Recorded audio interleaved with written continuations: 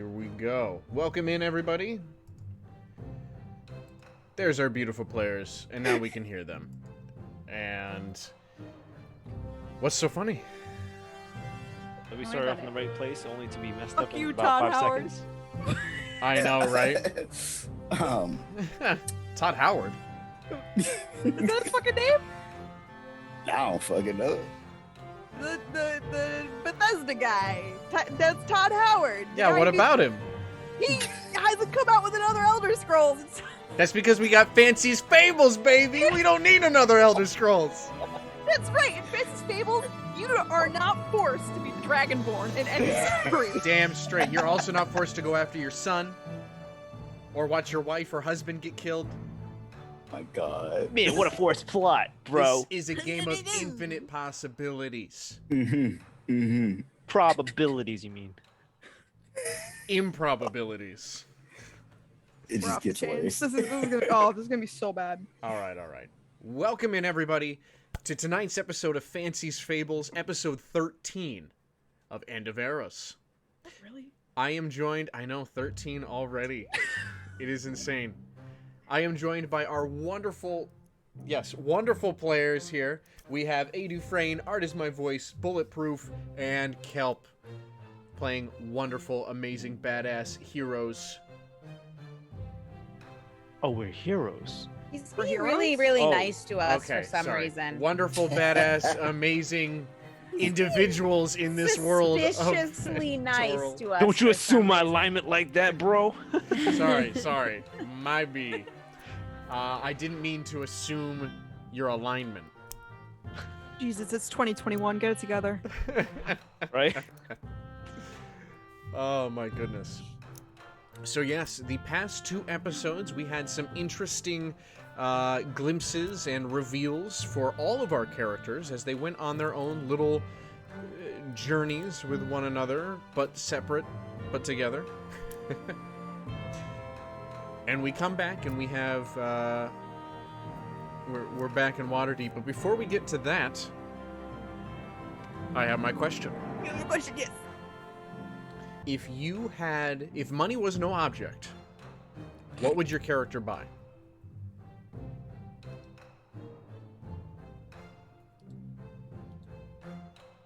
Do we like this question? Unlike the last question, is this one okay? Does this suffice? This is good. This is good. I think I have my answer. Okay. It's so stupid. Love. I'm not even kidding. Kane would buy fucking love. Yeah, You know the what? loser. That's so perfect. That works so Poggers. perfectly for I'm him. sorry. I didn't mean to at you. No, it's true. It's true. It's his character, and the fact that you even said that means you were paying attention last week. But yes, he would buy love. He would buy love because he has trouble seeing his own love and love for himself, and he loves people and loves his companions and loves so unconditionally, and especially the love of his life is not in love with him, so Bitch. Yeah. he's got to buy it, right? He shouldn't have to. But here we are. Drop her like it's hot. isn't Drop that her like the- it's hot. Isn't that the thing, though? No. All right. I think that works perfectly for Kane. Temin. Fear in his eyes. I think it's gonna be the cursed shield. Ooh. I believe there's a cursed shield of I think it's something. It's a cursed shield that draws missiles towards you. So anything that's like a projectile attack would be drawn to you. Interesting. So as Temin, it would make him like the perfect tank Yeah. because it's cursed. So everyone shoots arrows, they all fly towards Temin. That's okay. He's raging. He'll take it or Yep. whatever. He'll just eat it. He'll tank But- it. It's better for a tanker, but it's just kind of tough because he uses great swords and dueling. I keep forgetting that Temin is a barbarian. Well, he can't do anything with his barbarian power because Still, he's it's cool. He's this much barbarian. I know. He's barbarian in the sense that sometimes he gets a little angry. Yeah, angsty. He's the angsty barbarian boy. I think that's perfect. you know, both of you, very, very good answers so far. It's almost as if somebody had asked you this question before tonight's episode. That didn't happen. Oh. All right, Phoebe, you're next. I feel cheated. I didn't have Nobody had time. It's all a sham. I don't Surprise, believe you. Insight check. Phoebe would probably put it towards. Oh, she has to buy something. Probably various herbs that she wouldn't be able to collect herself. Maybe some tomes that are super hard to find, and someone wouldn't let her read unless she bribed them or paid for it or whatever. So anything Reese and Palms over there, huh? Yeah, get some tomes, get some herbs. Yeah. Books and herbs. Books. All right. I love it. It's an interesting side hustle you got going on over there, Phoebe. Okay. What at me? All right, Ko, that leaves you. Ko would buy peace. He would buy some sort of isolated area where peace just exists for his people. I like that. He gets his own little area. Nobody fuck with us. We won't fuck with you. We're gonna do our own thing. Exactly. And I think that's a realistic way to buy peace too. It's not like a magic genie wish Oh where my the whole God. world comes to peace. Yeah. It's more of a wishes. yeah. I want to attain Peace through isolation. peace. Yeah, that's good. Oh, good job, guys. All right.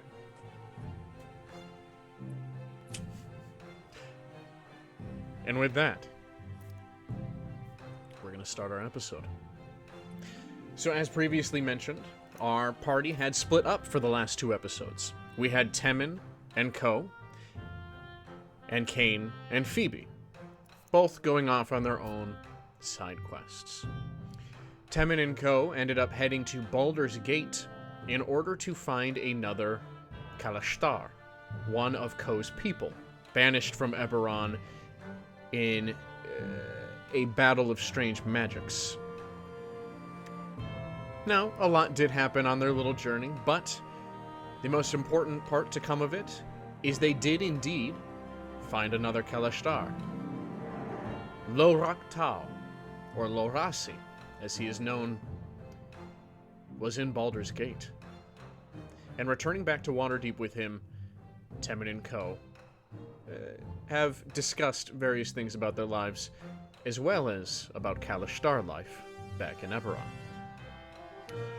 With Kane and Phoebe together, they had both head east into a small patch of woods described by Geke, the owner and sole proprietor of the Twig and Sprig, because she had informed Phoebe that there was a shrine to Eldath in those woods, and Eldath being the goddess worshipped by O'Hara Honeypot, Phoebe's mother.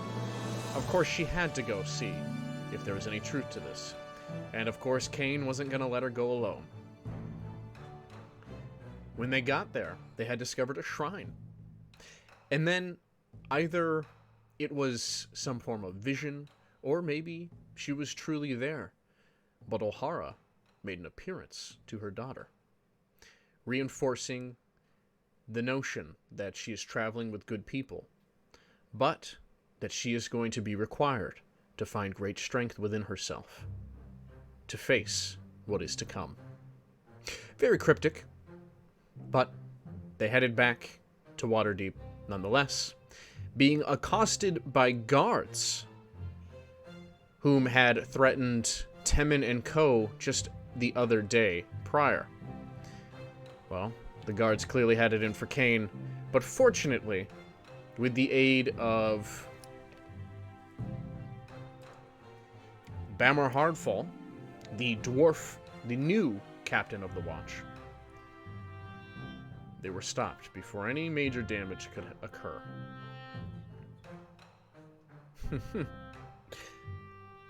Since then, it has been a few days. Ko and Temin have returned to Waterdeep, and in the time passing since this occurrence, there's been several waves in Waterdeep. The first of which being the disbandment of several watch members. Yes. Bammer Hardfall has put several members of the Guard on unpaid leave as they are awaiting trial for several accounts of misconduct, bribery, harassment, assault, you name it. Now, their trial is not to be held for another few days, but it is a sign of things to come. Another thing that has been facing Waterdeep as of late is the increased taxes put on them by the Lord's Alliance. The Lord's Alliance being a faction of merchants and nobles across Faerun, mainly headed in Waterdeep. This increased tax has many whispering about what is to face them in the future, and what the Lord's Alliance is saving up for. But for now, it is another beautiful summer day. Autumn is just around the bend, and a nice cool breeze blows through Waterdeep.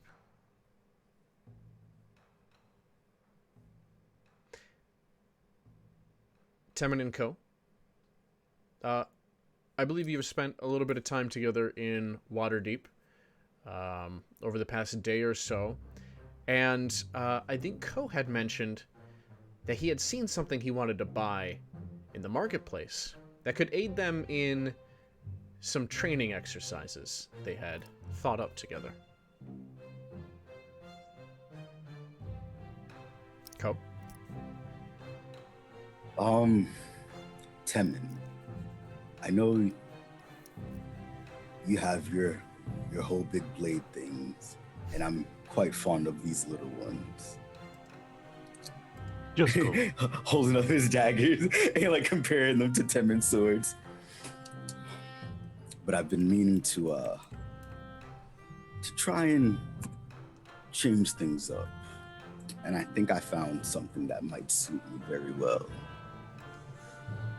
If it's okay with you, I'm gonna head over to the market and try to purchase said item. Oh, I shall accompany you. It'll do us well to take a break from our training.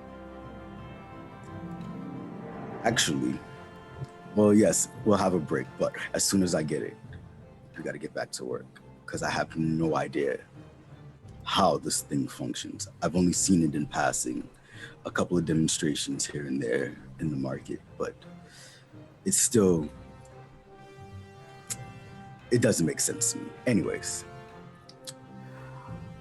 it shouldn't take too long, and then we can get right back to work. Understood. Okay. Well, you head into the market of the Trades District, or the Trades Ward, rather, and you have no difficulty tracking back down the armor smith that you had seen the item in. It is, as advertised, a bracer of daggers. In a brief conversation you had had with him before, he said that this bracer has a spell on it, which creates infinite blades.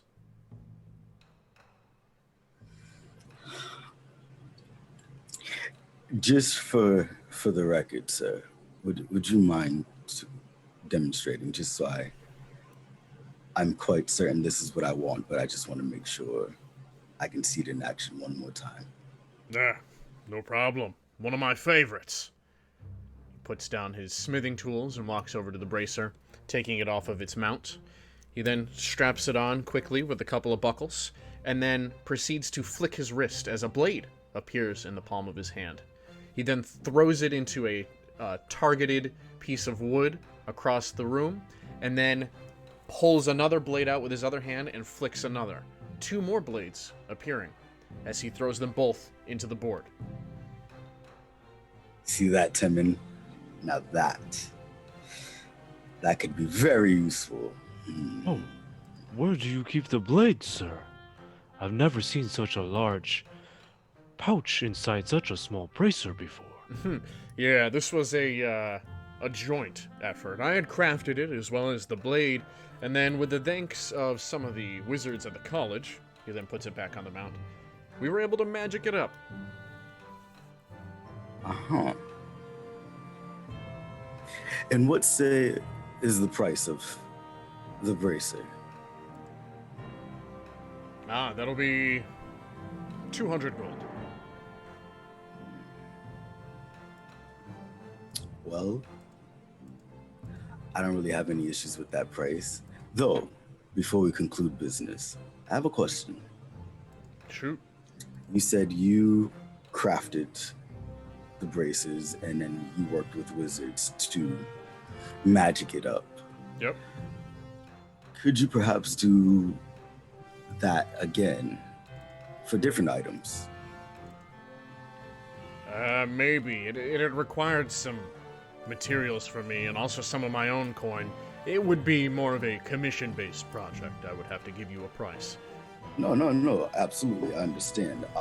I'm just curious to see if you could create other things with varying capabilities. I suppose it'd be possible. You'd have to come see me after I finish this job, though. Very well. What was your name again, sir?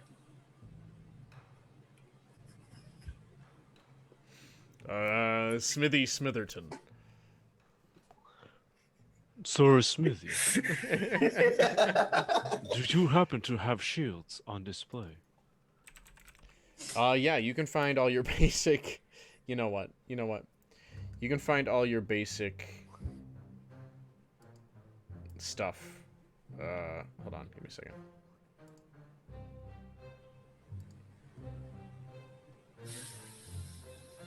Okay. All your basic armaments can be found here, and give me a second, that's not his name. I was trying to buy you time, dog. I totally was not committed to that at all. I saw that face, Dante. You were like, I caught you. That was the most Yeah, you're an unambiguous asshole. thing I've ever heard. Okay. So I had a plan to start making connections, and of course I would want to make it with somebody who has connections to wizards, who enchant his weapons and crafts. But when you are meeting people and you exchange with them, you often exchange names. Of course, that's just proper protocol. That's just good mannerisms. No, his name should have been MC Hammers. I would have been down for that. No, nothing beats the last time I had Xavier make a name up on the spot. You mean Bo and Co and Joe? Fuck you guys. Okay. So you ask him his name. His name is Lynn Hallor. How do I spell? Lynn. Lin. Uh-huh. Halor. Fuck.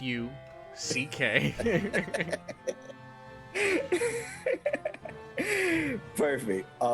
Yeah, I'll kind of just stick my hand out to give him a handshake to commemorate this meeting, and let him know that I'll be by at some point. He gives you an oily handshake. Nice. I will wipe that all on Temin and give him some nice lubrication. Poor Temin. Cool. Oh, did you need a cleansing? And I just pull out my cleansing stone and I just rub it over that's right. Co's hands. Nice. Well, all right. Thank you, Temin. Concluding your little... Wait, I just wanted to get a shield, by the way. Oh, yes, that's right. Thank you. Sorry, I was so distracted. Did you get the bracer, Co? Oh, yes. I am paying for that. Okay, make sure you deduct your coin. Yeah, it's 10 gold for a shield. I'll deduct that. Okay. Perfect. So concluding your little shopping trip, you had to find a place where you can practice some skills that you are looking to hone in on. But we'll get right back to that. For over in the Yawning Portal, the tavern owned and operated by the mysterious Durnan, sits two of our other companions, Kane and Phoebe.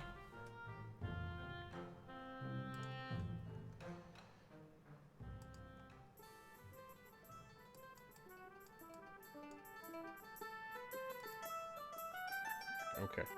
All right. It was fighting me. My tavern music away from me. So yes, you both sit there in the yawning portal, and the last time you had been here, there were not a lot of people, thanks to intervention by the Lord's Alliance. However, there is a much different scene today. Much of the hustle and bustle you had seen on your first visit, Phoebe, with Temin, when you had first met Kane and Co. There are many people in here, and it is quite raucous. That is not to say, however, that the Lord's Alliance is not watching. 2 members with the insignia emblazoned on their garments are chastising anybody who gets close to, looks at, or even speaks about going down into the well, the main centerpiece of this inn. Durnan stands behind the bar, as he much does, serving out drinks, and he serves the 2 of you. Go ahead. Oh, thanks. She's gonna take, I'm assuming, water because I'm a child. He's been You're an serving adult. you milk. You're an Shut adult. up. But yes, if you want milk, you can get milk. Whatever you want, Phoebe. Don't act like this is your first time in a bar with the community. We've all seen you. It's always milk. Listen, water. Oh my god. Clear distinction, though. Guys, Phoebe is an adult. T3K rage in chat for Kelp trying to ruin Phoebe for us. She was feeling a little brazen today. Sorry. Oh, she went water. Let me guess, you had ice in it too. She did. Oh, man. That's going to cost you some extra silver. Thank you, guys. See, now chat's all worked up. Not because I asked them. Good The job. water was boiled so that when you put the ice in, it just immediately, there was steam. Oh, poor Durnan. Anyways, so I'm sitting with Phoebe. Yep. If the Lord's Alliance people make any comments to Kane, I also wanted to be clear that he rolls his eyes heavily and does not pay them any mind. Yeah, just a couple of stuffed shirts. I'm gonna lean over to Durnan. I'm gonna ask him if he wants me to get rid of them. Nah. They're not bad for business. Besides, I make my money on ale, not on foolhardy adventurers. So are they gonna stand guard to that well forever? Until they turn to stone, if I'm lucky. Did they? I'm gonna lean in and kind of whisper. Did they even tell you why they're blocking off that damn well? Maybe they did, maybe they didn't. Listen, I still stand by this sentiment. If someone wants to get themselves killed and throw a couple coin at other people while doing it, then let them.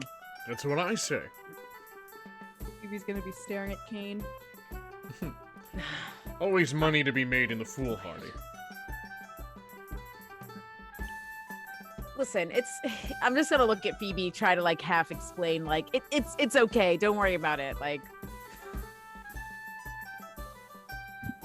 she's worried about it. I can tell.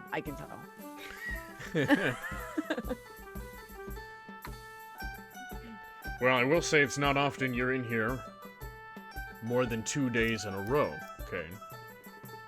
Well, I just I'm gonna look at Phoebe and I'm gonna look back at Durnan. I guess the opposite of homesick. Yeah, a little bit of that. Feelings get stirred up and then you're in the same place over and over and over. I'm an adventurer anyways, Durnan, you know. That's precisely why I don't live with anyone. I don't get along well with others. I know it's hard to tell. I was gonna say Durnan. People flock to you. Yes. Do you live here? There are many who would like to know that information. Oh. I think more people just like to know why Durnan says he lives so long, when clearly it can't be true. Yes. A many blade has found its way in my direction, looking to end the legacy. Legacy. Durnan, just because you can keep a secret for a long time doesn't mean you found the fountain of youth down there. As I've said before, you believe what you will, and I will continue to live well past you. Well, I'm gonna stand up and I'm gonna turn around and I'm gonna yell over to the Lord's Alliance. Well, okay, I'll believe what I want to believe, and I believe men should be able to go down in the damn well if they well please. You hear a couple people, yeah, hold up their tankards. I'm gonna hold up And, my arms like, You see the Lord's Alliance members like start chastising people, and then they look over at you.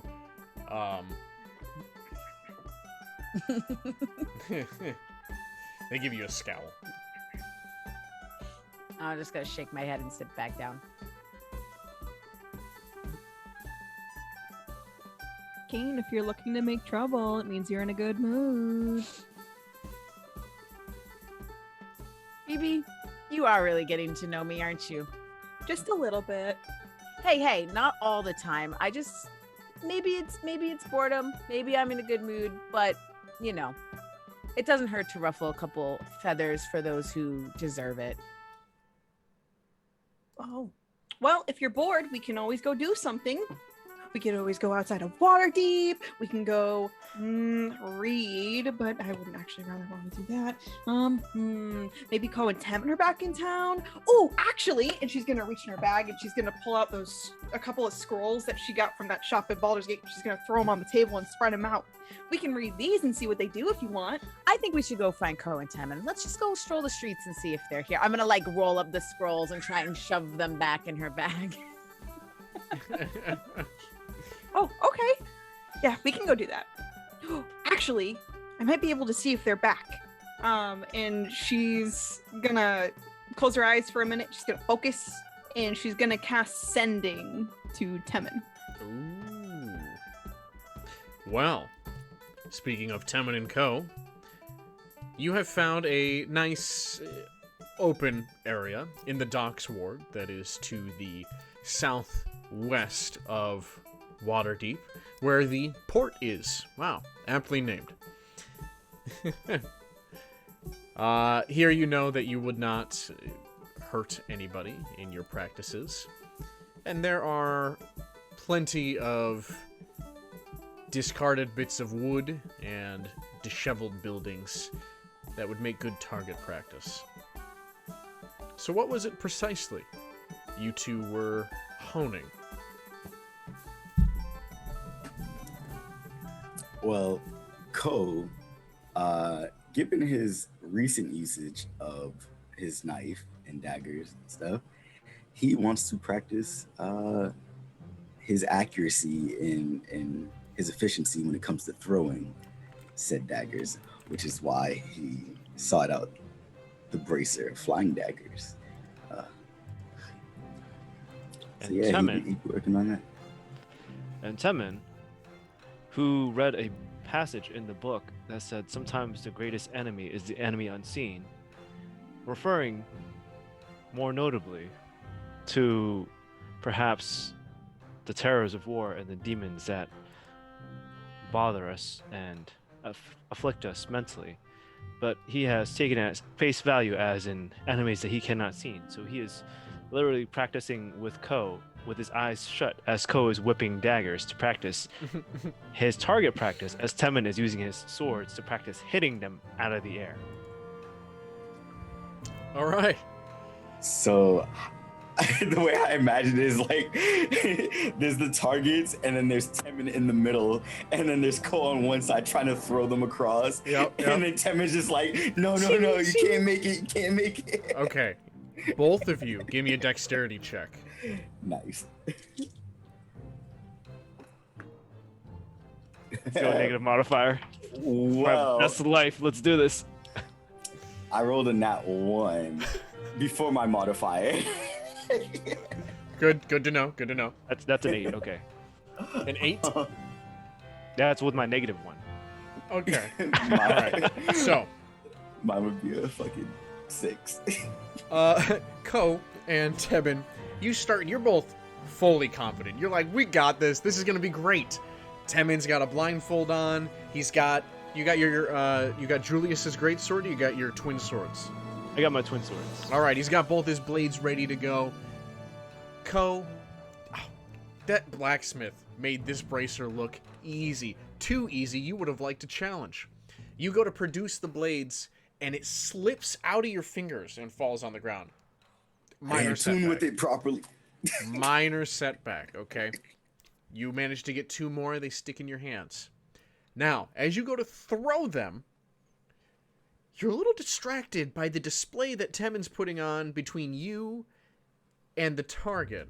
Temin's got his blades at the ready, and he heard you drop the blade, but had thought that you had already thrown it, so now he's switching his blades around, trying to deflect these imaginary daggers. Oh, my God. I got it, Ko. So you throw it, and you manage to hit Temin right in the back as he turns around to slash. Oh, secret enemy attack. Perhaps, Timon. Maybe we need to work on one of our projects at a time. How about we focus on your task first? What I'm gonna do is gather a few objects, and I will move them around you and see if you can hit the target. How about that? How does that sound? Oh, that sounds... Yes, it sounds wonderful, Ko. Great. Let me see something real quick. Do I have...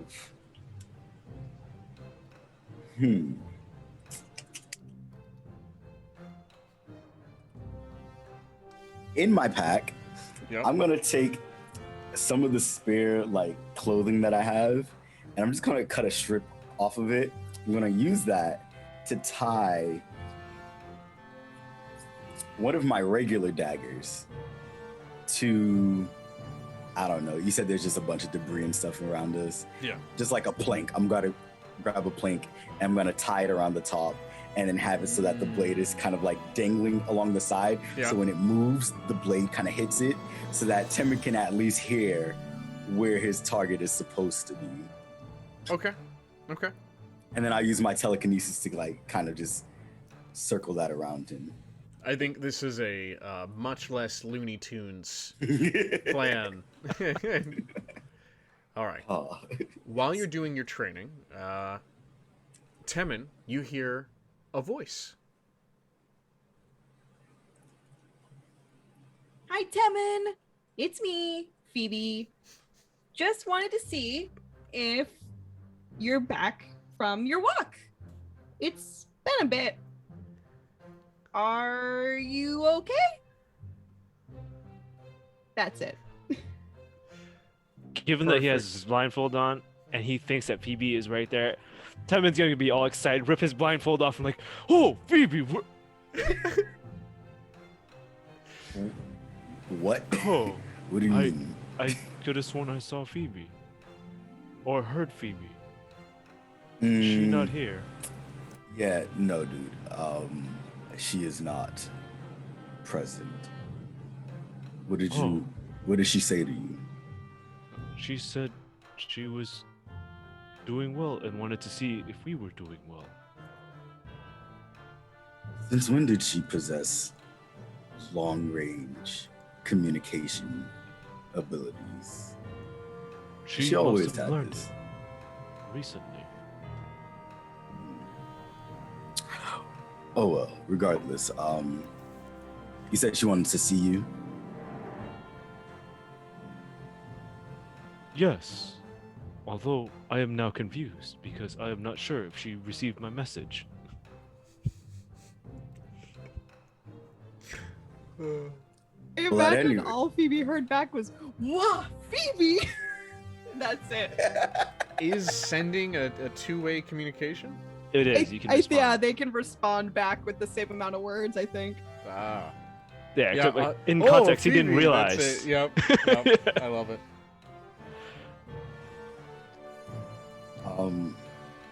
Well, at any rate, that means that she's at least nearby. Yes, perhaps you might be able to reach back to her. Mine's a little bit different, Temin. They need to be within my eyesight, give or take. Oh, do you need a boost? You can ride on my shoulders. No. Don't worry. Surely it isn't too much of a pressing matter. Let's just get back to work. Throw the blindfold back on. We'll meet up with Phoebe a little later on. We've got work to do. Understood. Okay. Both of you just give me a d20 roll. See how badly we fuck up? Oh, I got 15. 18. You both start to feel more comfortable with what you're doing. Nice. We're going to switch back again to Kane and Phoebe. We switch back to the yachting portal. Phoebe, all you hear in return is the, "Oh, Phoebe." But that's it. Oh, I probably should have explained the concept to Temin. Oh. Or I should have sent it to Cole. Oh, no. Well, either way, they know we're looking for them, and if I don't know how your little talk stuff goes either, but doesn't mean they're fairly close. It's like a really long stringing can kind of concept, but it's an invisible string, and the cans can be as far away from each other as you need them. Well, at least we know where they're alive. So the best we can do is maybe just go for a stroll and hope that they show up in the street somewhere. I would love to go for a stroll. Actually, what time is it? It's about noon. Well, I did forget to drop this off this morning because I ran into you so early, so we should probably drop this off if we have time. And it's going to be one of those kits for hangovers and other. Part of her daily routine. I will gladly go with Phoebe to there. Perfect. To that place. So as you begin to To stand my home. and leave the yawning portal, you see a figure walk into the inn. They are garbed in a thick robe that obfuscates their features, and they immediately pull the attention of Durnan, who turns and looks at them, but holds his gaze. This figure then leans on the bar nearest the door, looking into the bar and not making eye contact with Durnan. They stand there for a moment before turning and heading right back out the door. I'm just gonna lean over and be like, "Let's go, Phoebe," before something weird happens. You head toward It's always happening, but okay. You head towards the door, and you note Durnan goes directly towards that spot on the bar. You see a folded bit of parchment left where the figure was standing. Durnan pulls it off of the table, quickly putting it into his pocket and returning to his business. I'll just take note of that if I can.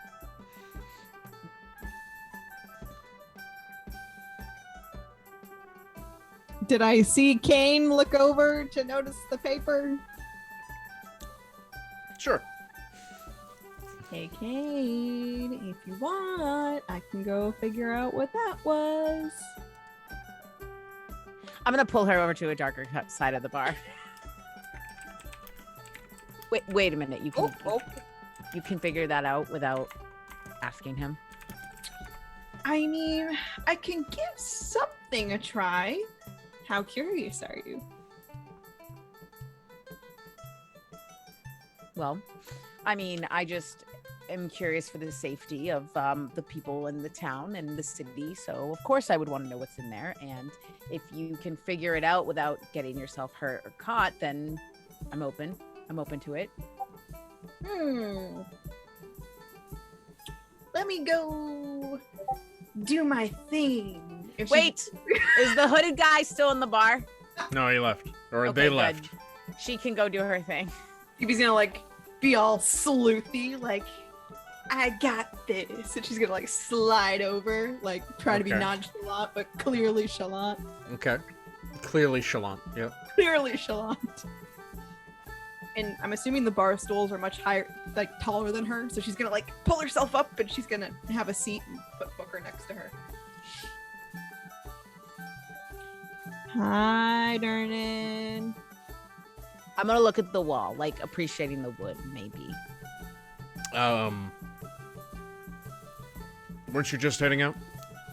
We were heading up, but then I remembered that I need something for my components, and I think I remember you having some, and it doesn't matter the condition as long as you have it. Do you have like any leftover honey at all? I may have some. Give me a moment.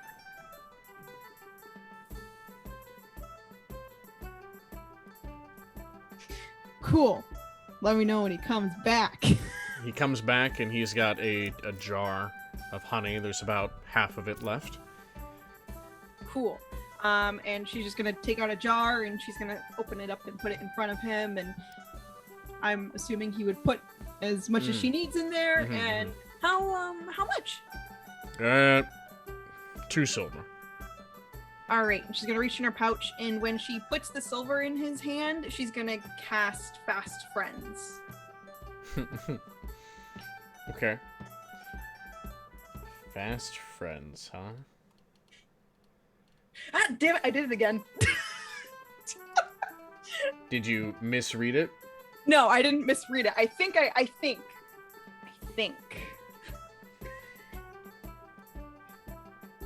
Phoebe's just flexing on us how lovable she is. God fucking damn.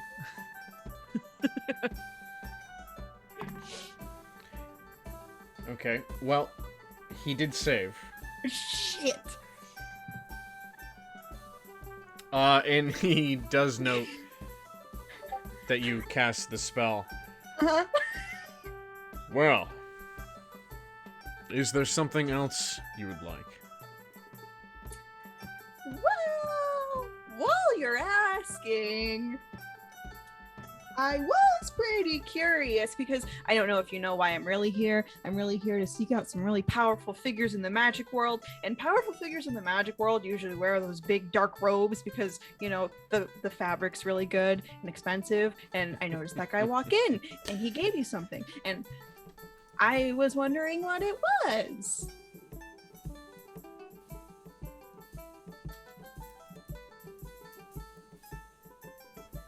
None of your business. Have a good day. And he walks away from you. You too. She's gonna hop off and put the honey in her pouch and defeatedly walk towards All right. Well, you both take your leave of the tavern, heading back into Waterdeep proper for your walk.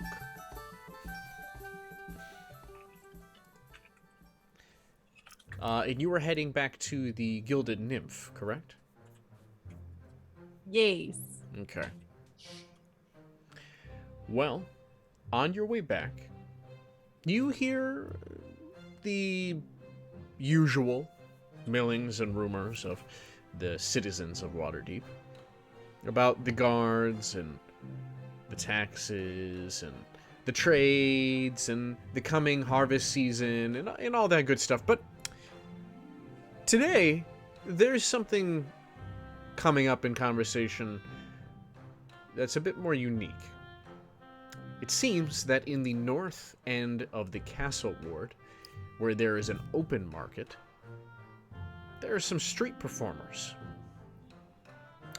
Now, not a vastly large occurrence, especially in a large city such as this.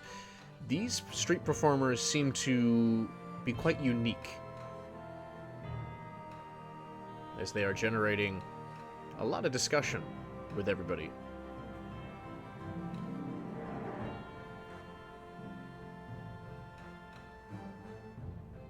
Oh my gosh, King, we have to go see the street performers, and she's gonna run over.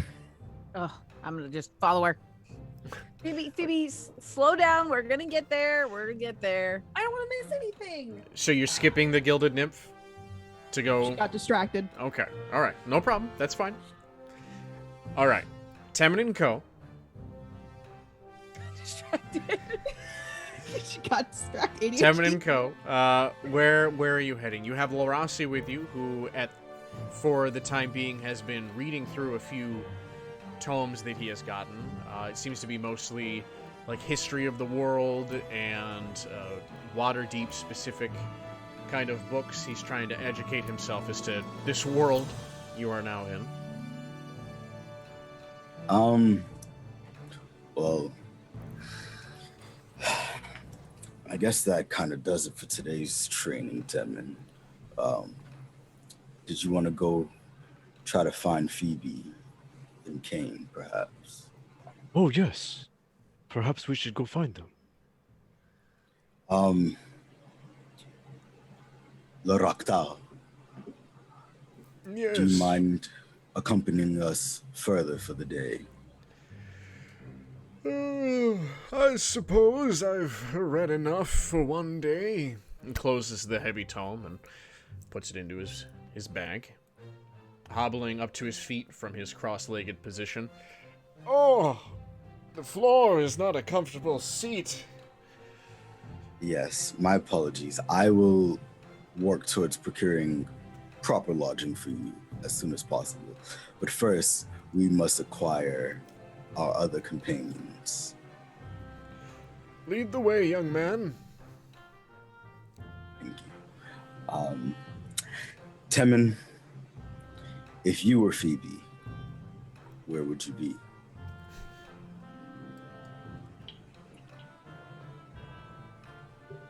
I'm gonna roll for it. Oh God. We're about to get lost for like 6 hours. Temin got distracted.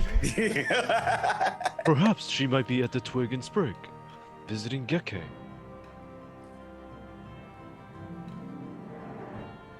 I have no idea who that is, but lead the way if you recall the location. Sure. And I'll just begin walking towards the Twig and Sprig. Perfect. Yes, as you are on your way, you have been away from Waterdeep for a little over a week. When you had gotten Lorasi from Baldur's Gate. You hear that a few things have changed, most notably the absence of a majority of the guards of the Watch of Waterdeep. You also hear many people talking about some strange street performers in the castle ward.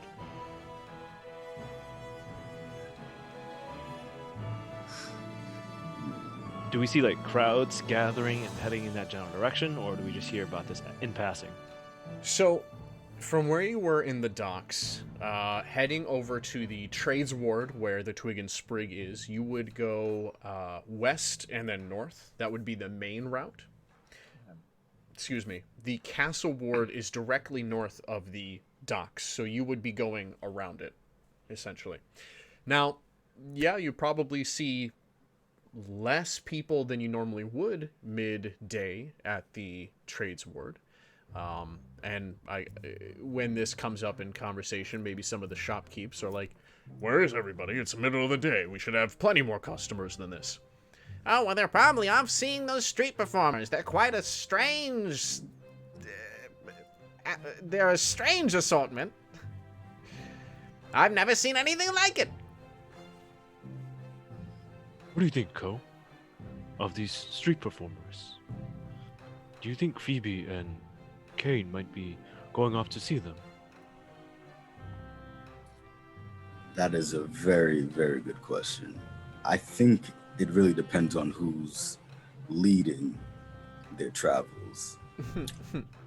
Knowing Kane, it probably is not him. Knowing Phoebe,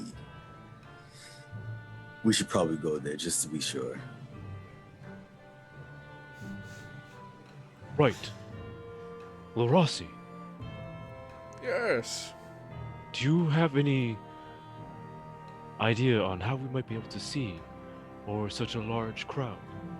You see, our friend Phoebe, she's a little hard to spot in a crowd. You did say your other companion was a large blue dragonborn? Yes. Indeed. Well, I cannot say I have seen another one of those. Perhaps he'd be easier to see. That is a fair point. Yes. That's why I'm the thinker, Temin. Oh yes, you are a very wise man. They say, for every wrinkle you get more wise. At that rate, I'd be the wisest man in all of Eberron. Look at me. Do you think... And I look at Ko. Ko, do you think I'll be able to grow wrinkles like that one day?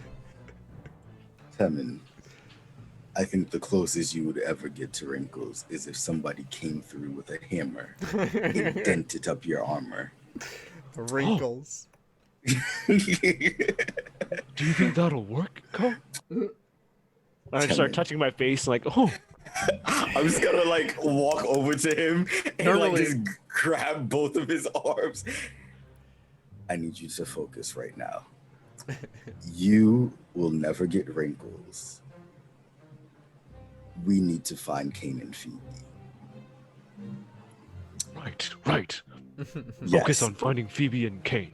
Yes. Now, I must say though, I feel like I've mentioned this before, but you're very, very unique when it comes to Warforged in my interactions with them. So I have no doubts in my mind that somehow, some way, you will obtain more wisdom throughout your existence. It just won't be from, I gotta kind of look back at Lord Octal, and it's like, it won't be what he has though. It won't be from wrinkles. But worry not, friend. I'm sure Kane knows the answer. Let's go find him. Oh, yes. So you loop back around, heading to the castle ward now. And you do see in the distance this crowd that has gathered. And you see, heading north, a big blue dragonborn and a small halfling. About how far away are we when we notice them?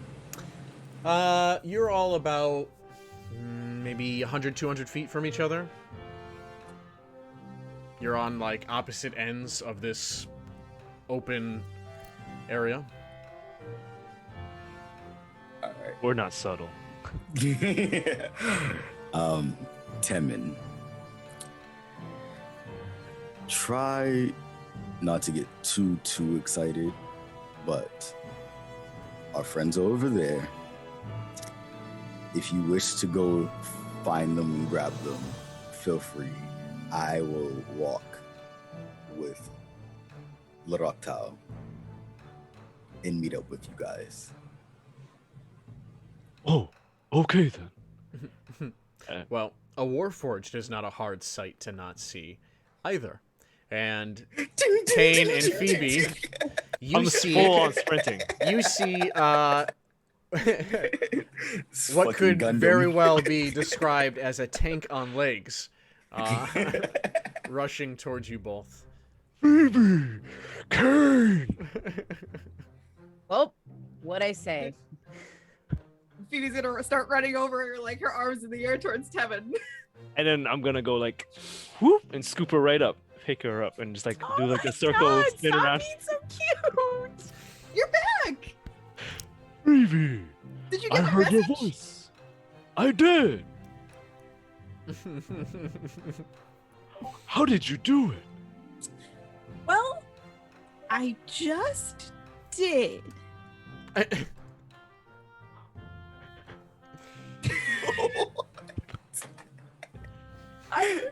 I just did.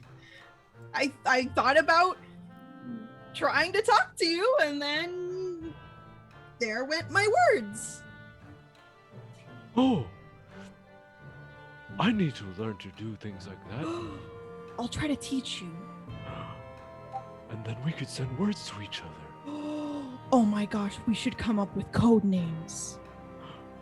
Code names. I'm walking up at this point and listening to code names. Hey, you are a leader. Oh, no. If we're talking code names, that's not mine. You're right. That's too obvious. Oh, and not true. So we should maybe stick to something else. She's gonna lean into Temin's where an ear would be. Temin's sound hole.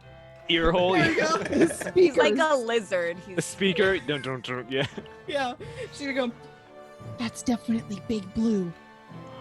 Big blue. Big Blue. Big Blue! Oh my god. People weren't saying. I was just gonna say. Oh my god. All right. Reunited, and it feels so good. Yes. You all now head into this crowd to see what all the fuss is about. Well, Are you referring to those three? all of you, but Okay. you do arrive first, as that was your destination in mind. And as you push through the crowd, the first thing that greets you is the music that graces your ears. It is low. You walk up, and you see there in the center of this clearing, in the center of this gathered crowd, is a cart and several performers. The cart is parked. There appears to be no beast of burden that which pulled it, but there is a heavy black fabric that hangs over the top and down the sides. The wood has been stained a deep ebony, and mud and dirt cake the wheels and the bottom of the body.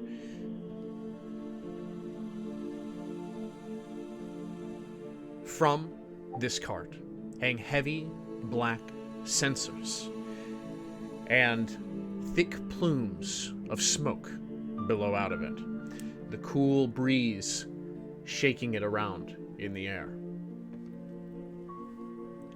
The other three of you also find your way through the crowd to be able to see the performers in the center. Phoebe,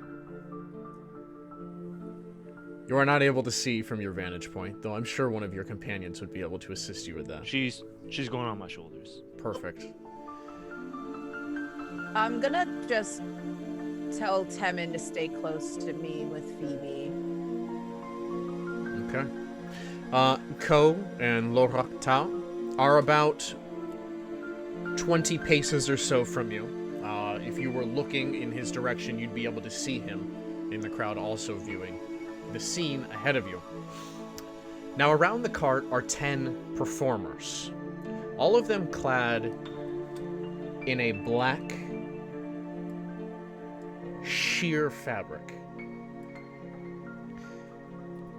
Upon their faces are these white, plain masks, vaguely androgynous, though their physiques give you an idea of the form that parades ahead of you. 3 of these performers are playing the music that graces your ears, sounding like a deep lullaby, the stringed instruments emitting a vibration that becomes hypnotic the more you listen. The other 7 dazzle the gathered crowd with feats of dexterity and strength. A trio of women balance on each other, lifting one another into the air at impossible angles and with impressive dexterity, their bodies twisting and bending.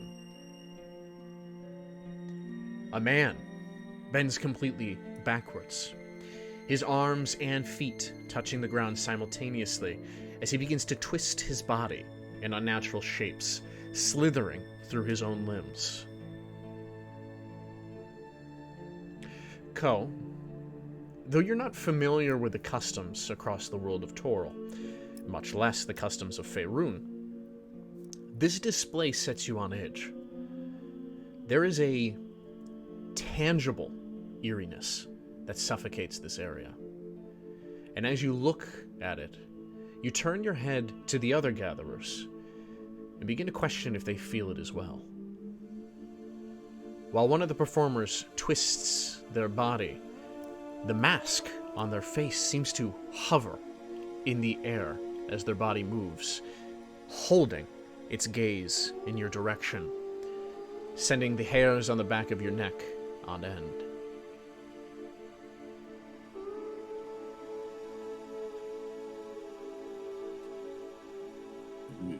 Is this feeling similar to,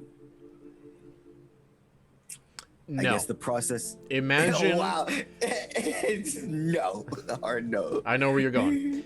Imagine you are standing in front of a black expanse, and you get that feeling that you don't know where the wall is. You just feel emptiness and darkness ahead of you. That just uneasy feeling, that's what Ko is feeling. I'm going to telepathically reach out to Lord Octal.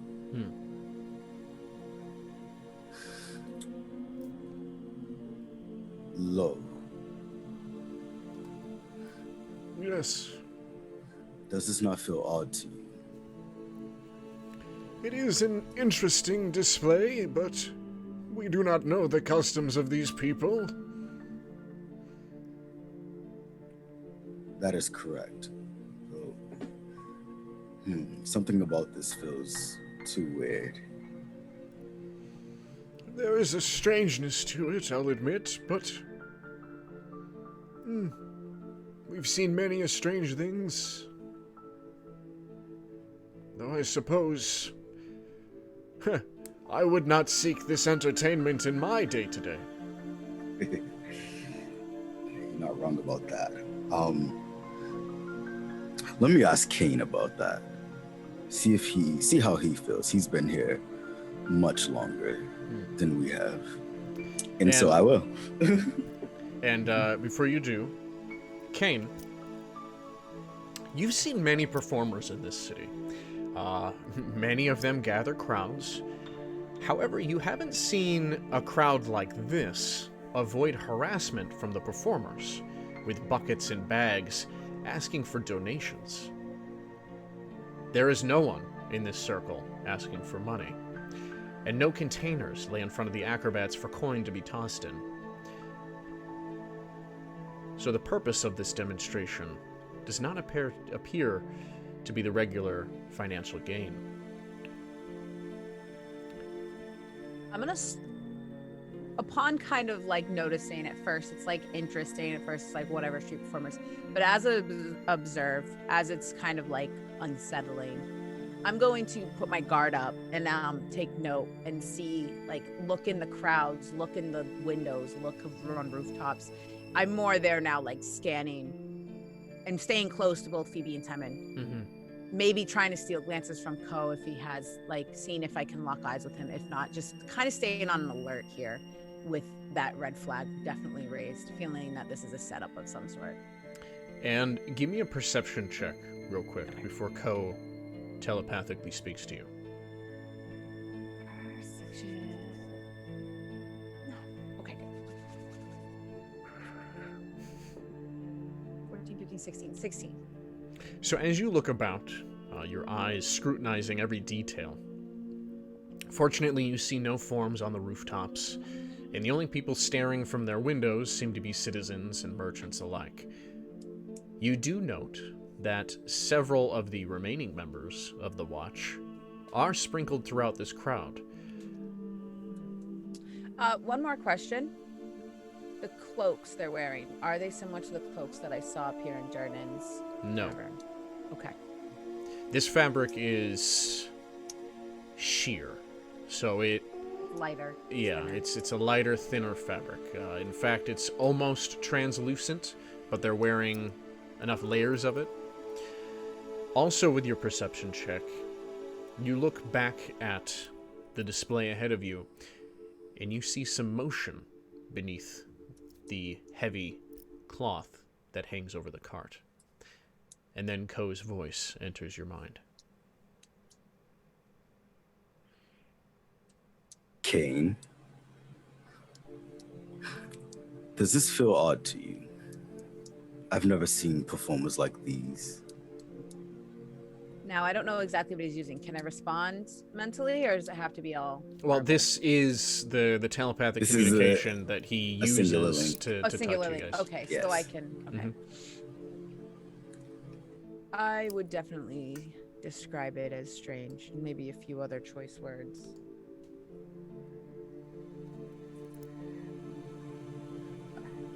As I think on it more about this performance, have I heard any rumors of such things in my time as a bard in this area? No, you think you'd hear about something like this. Yeah. Uh, yeah, nothing comes to mind. Of course, I haven't been here too long, but No, this is These very people- strange.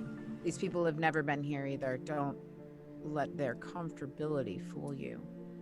It seems like they're here for something, and it's not exactly our entertainment or coin. So what do you think that would be? If he looks at Kane, he can clearly see Kane is like keeping an eye out. Yeah, I think at this point, now that Kane's kind of confirmed that this whole thing is kind of alien and foreign, Ko is a little bit on higher alert, and he's also kind of scanning around, seeing what's happening with the crowd. Give me a moment. I'm going to try something. Try something. Be careful. Maybe I would. How many performers are there? Including the musicians, you can see 10.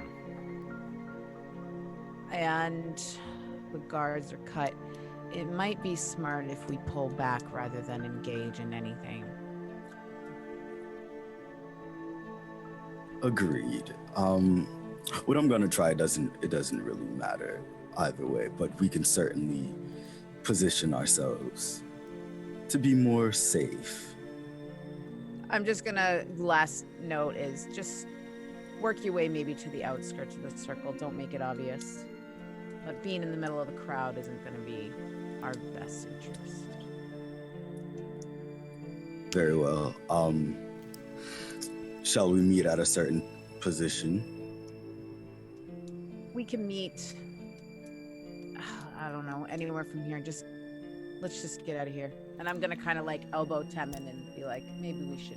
Well, as they're having that conversation, Temin and Phoebe, as you watch, while your companions are coming to their realizations,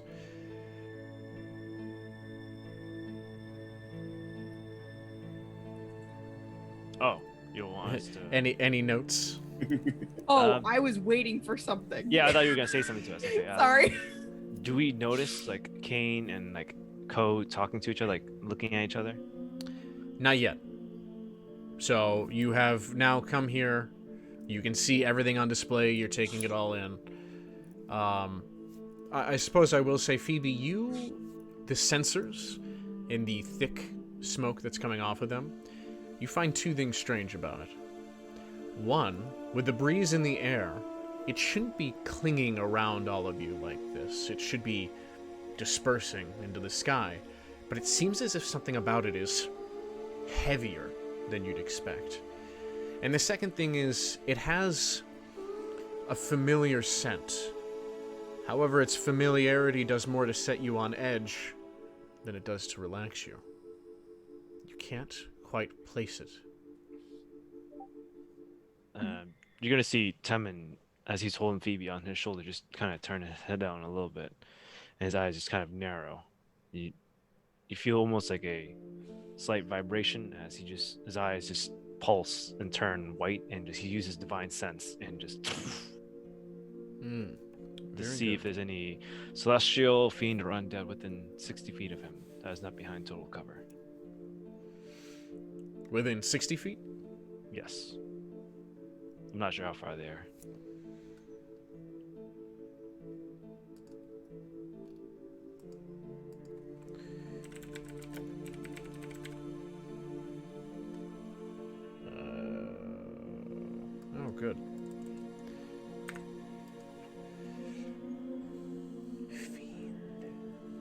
not see anything.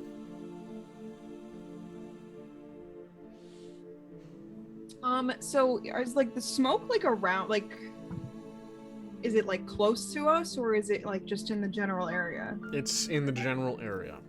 Okay. Okay, 30 feet. I'm just gonna kind of take my hand and focus on an area that's kind of has this smoke because it is unsettling a little bit, and I'm just gonna wave my hand a little bit and see if a gust of, like a puff of wind, will move it at all. It does, but it moves slowly. It has a dense nature about it.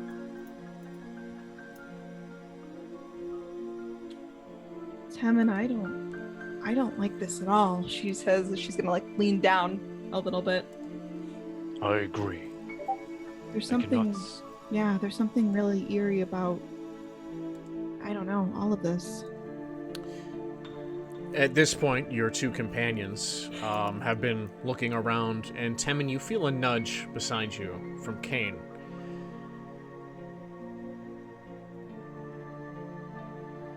Okay. I'm gonna throw my head like, maybe we should back up. I agree. As you go to do so, Temmin, you swivel, and you see, in the crowd, on the opposite end of the performers, something catches your eye. A metallic face. Its features similar to yours. As you go to look closer, making sure what you've seen is real, it is no longer there.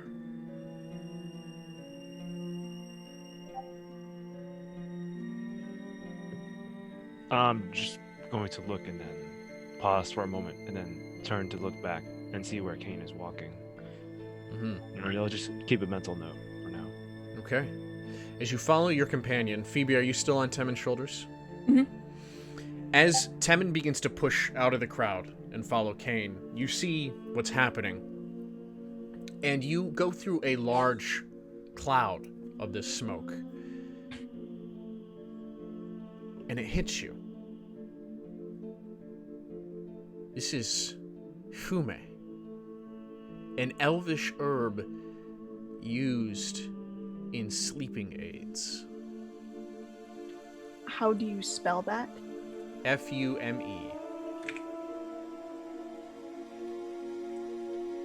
Take my own notes.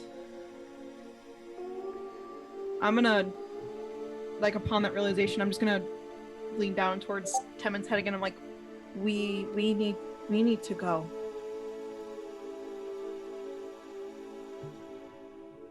Yes, we do. And she's gonna kind of pull up her robes a little bit, and she's just gonna put them over her nose to make sure that she doesn't breathe any more of it in. Okay. And as you do, all of you hear a from the crowd. Phoebe, from your position, I would say you're the only one that can get a good sight on what's happening.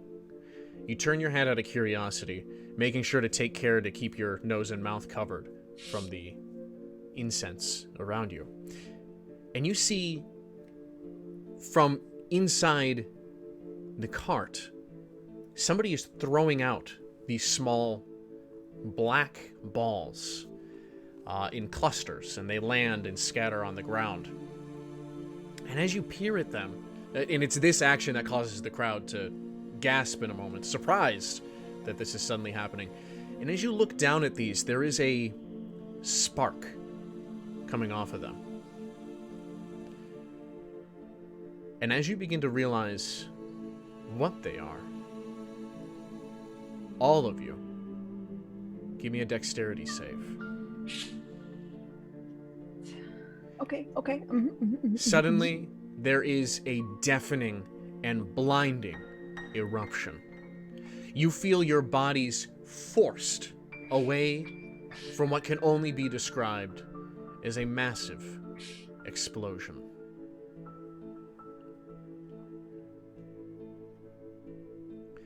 If you got higher than 10 on your save, then you saved. If you did not, then you are going to take full damage. What if you got a 10? Full damage? Oh, sorry. I thought you meant like my full health bar. I was like, whoa. Full HP. If you got a 10, you saved. Wipe the party right now. Alright, so 12 points of damage. If you saved, you take 6. If you did not, you take the full 12. Ooh, that +1 mod, baby. Fire damage, right? I'm assuming. This would be force damage, as Gotcha. fortunately other bodies took that portion of the eruption. Now, as your ears are ringing, the sound comes back to you. Screams. You all look around yourselves, gathering, pulling your weapons to prepare for whatever is to happen next. And as the smoke begins to clear, bodies. Bodies strewn across the entire courtyard. And through the smoke, you can see the acrobats now wield weapons and are slaughtering anyone left.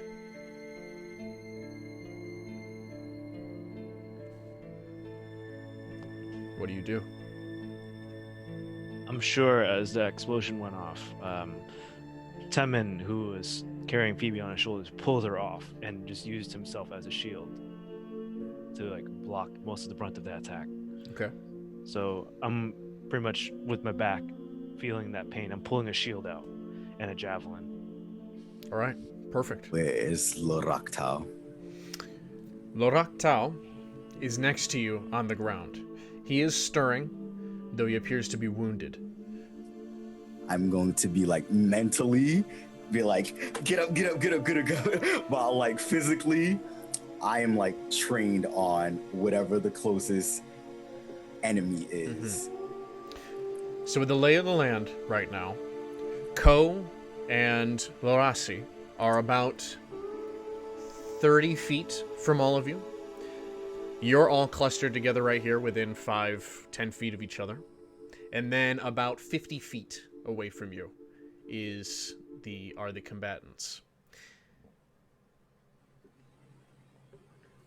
I'm shouting. The first thing I'm doing is shouting because, the loud noise that went off, just to make sure it's like, Kane, Ko, Phoebe, where are you? And I'm standing up in like the smoke. I'm gonna try and get up and shake off some of the damage that I took, and I'm gonna tell Temin to get Phoebe out of here. Just get her away from this situation. Run, Temin, run. And I'm gonna pull out my great sword. Okay. Phoebe's gonna stand up and she's gonna put a hand on her head and try to shake it off, and she's gonna see what's happening and how where the grouping of people are. What's like the radius of that? So like the circumference, Yeah. about 100 feet. Jesus. Okay. Ooh. How dare you? She's just gonna, Jesus. She's gonna run into the middle of it. She's gonna, on her way, she's gonna be trying to get people up. She's gonna be grabbing them, like, get up, like, move. She's just gonna be doing that in, I don't know if the radius would work. She's just gonna do that for now, because I'm not gonna buy that much time right now. Okay. Well, Phoebe is trying to assist people who have been caught in this blast. And as you look around, Phoebe, you feel your heart begin to race as you see this macabre scene before you. And Booker comes to life.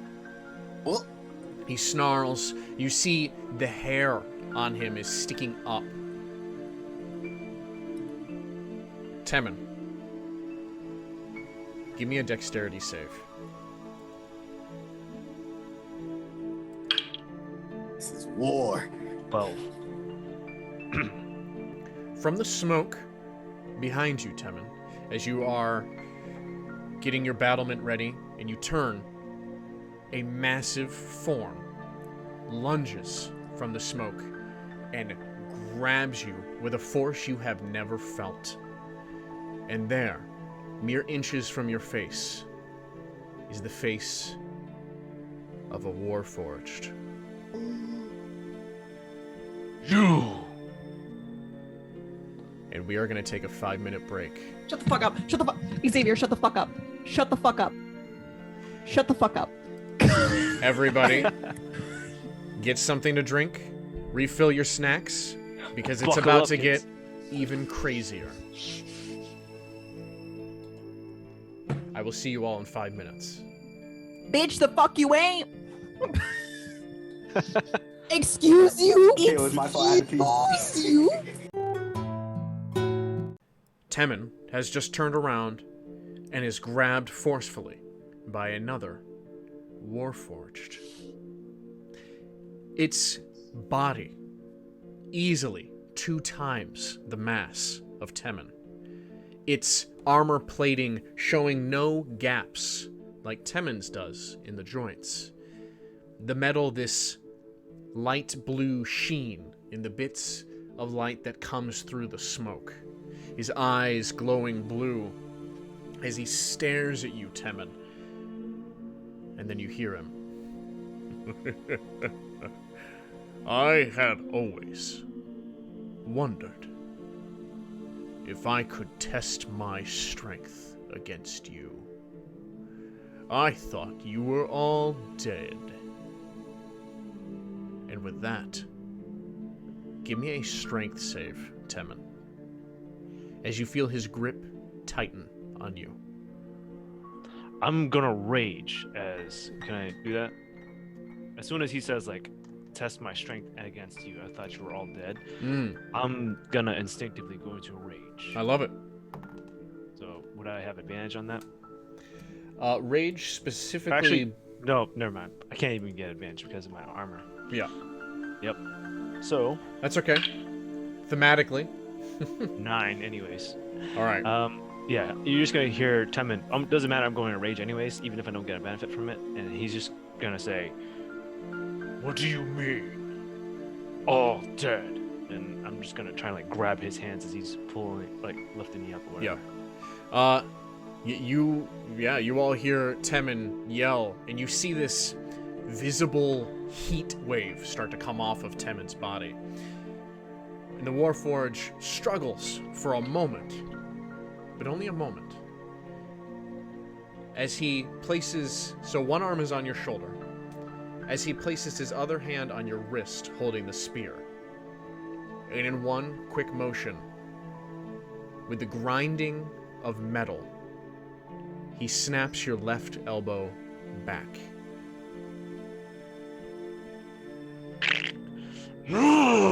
There is a heat wave of pain through your body, this feeling that you had never felt at this intensity before.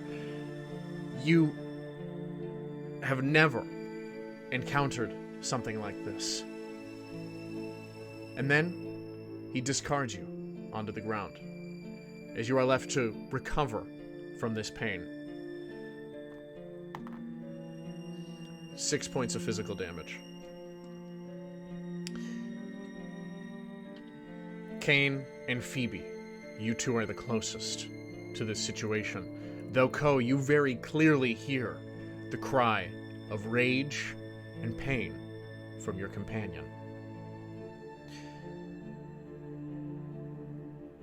I think in that moment, my eyes would flicker between the target that's in front of me and where my companions are, just to take in the scene. And seeing that there's another Warforged, I think I'm gonna quickly just reach behind me and start grabbing Larasi to drag him, because we need to fucking move. You, out of everyone, know what Warforged are capable of. Yes. Kane and Phoebe, you two are the closest. Phoebe being right next to Temin as this happens.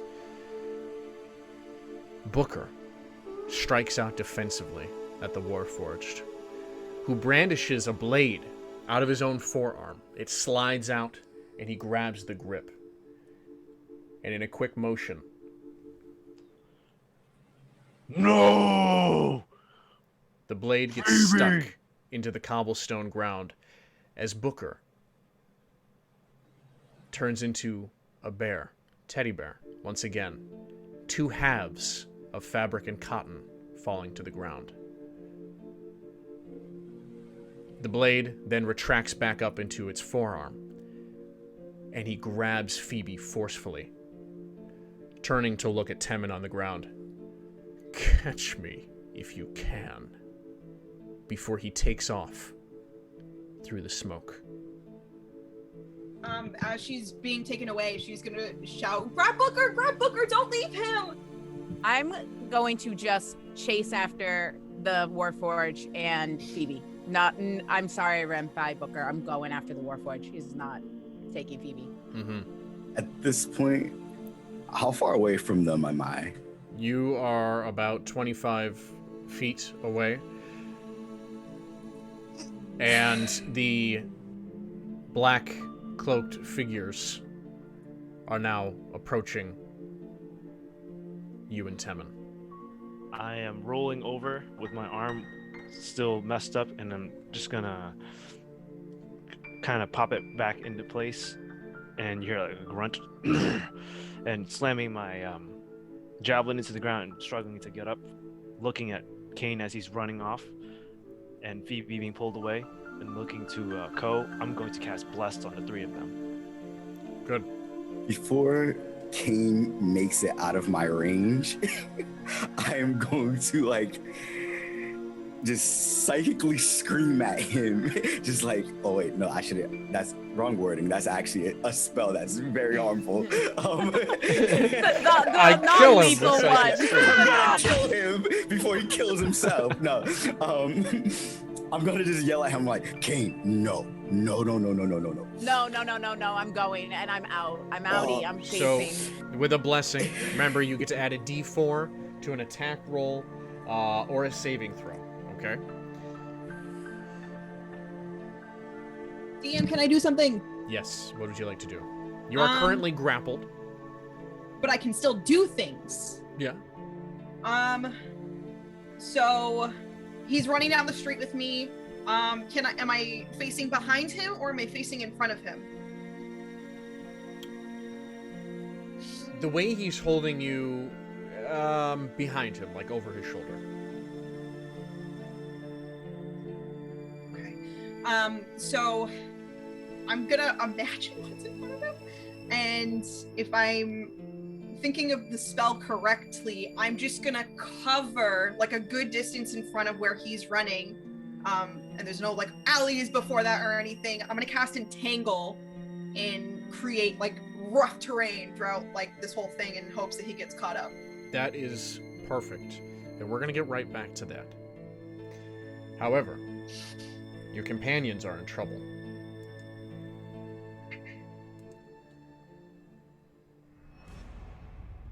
Bitch, the fuck they are! Blades in hand, the figures approach Ko and Temin.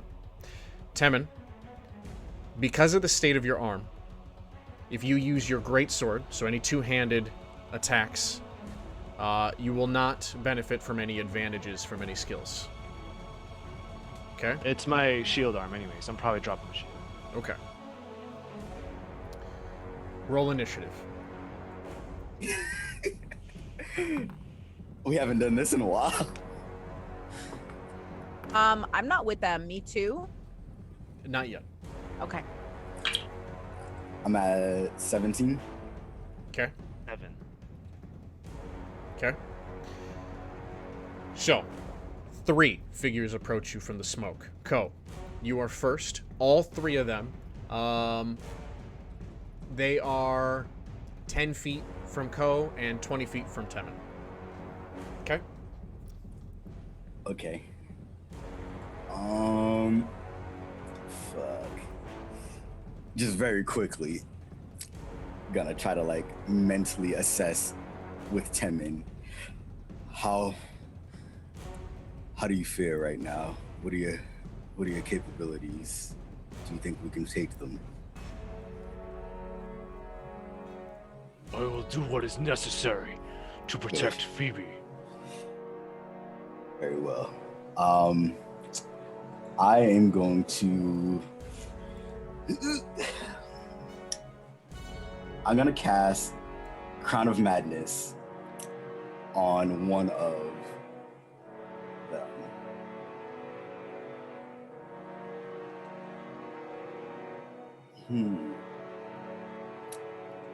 Actually, before I cast that, I'm going to use my bonus action to try and project a little unsettling words into the one that I'm targeting with the next spell. Okay. So that it can have a disadvantage. It's like, you shady motherfuckers.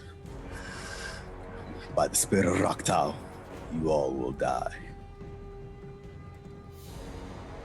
And then I'm gonna cast Crown of Madness. Then I'm gonna cast Crown of Madness. Perfect. Crown of Madness. Wisdom save. Alright, he is charmed. And you see this crown of jagged thorns twist and appear on top of his head. Yes. Cool. And then I guess from there I'm just going to get in a defensive stance, pull out one of my regular daggers, and kind of just hold it up, sitting like side by side with Temin, with Lord Octal behind us, presumably. Okay. So the one that is enmaddened, who has succumbed to your skill, he goes first, and he attacks his ally next to him, landing his blow. Dealing damage to him as he recoils. Ah! And you hear a human voice in common. The hell are you doing? Then he takes his turn, and he pulls out a crossbow and shoots at Yuko. Does a 19 hit you? It certainly fucking does. Interception. Let's go. Oh. All right. That'll be 1d10 plus. Let's see what that is. 2. So. Well, it reduces it by 3. Okay. How much damage was? So he pulls the crossbow out and fires it at Yuko. Temin, you wildly swing your blade up to knock the bolt out of its trajectory, and you graze the back of it, sending its aim from Ko's chest down more to his leg level, which it does hit your thigh and deals 6 points of damage to you. Is that before the damage calculation? Or that's after the 3 minus. Okay, cool. Thank you. Shit. All right. 10 minutes, now your turn.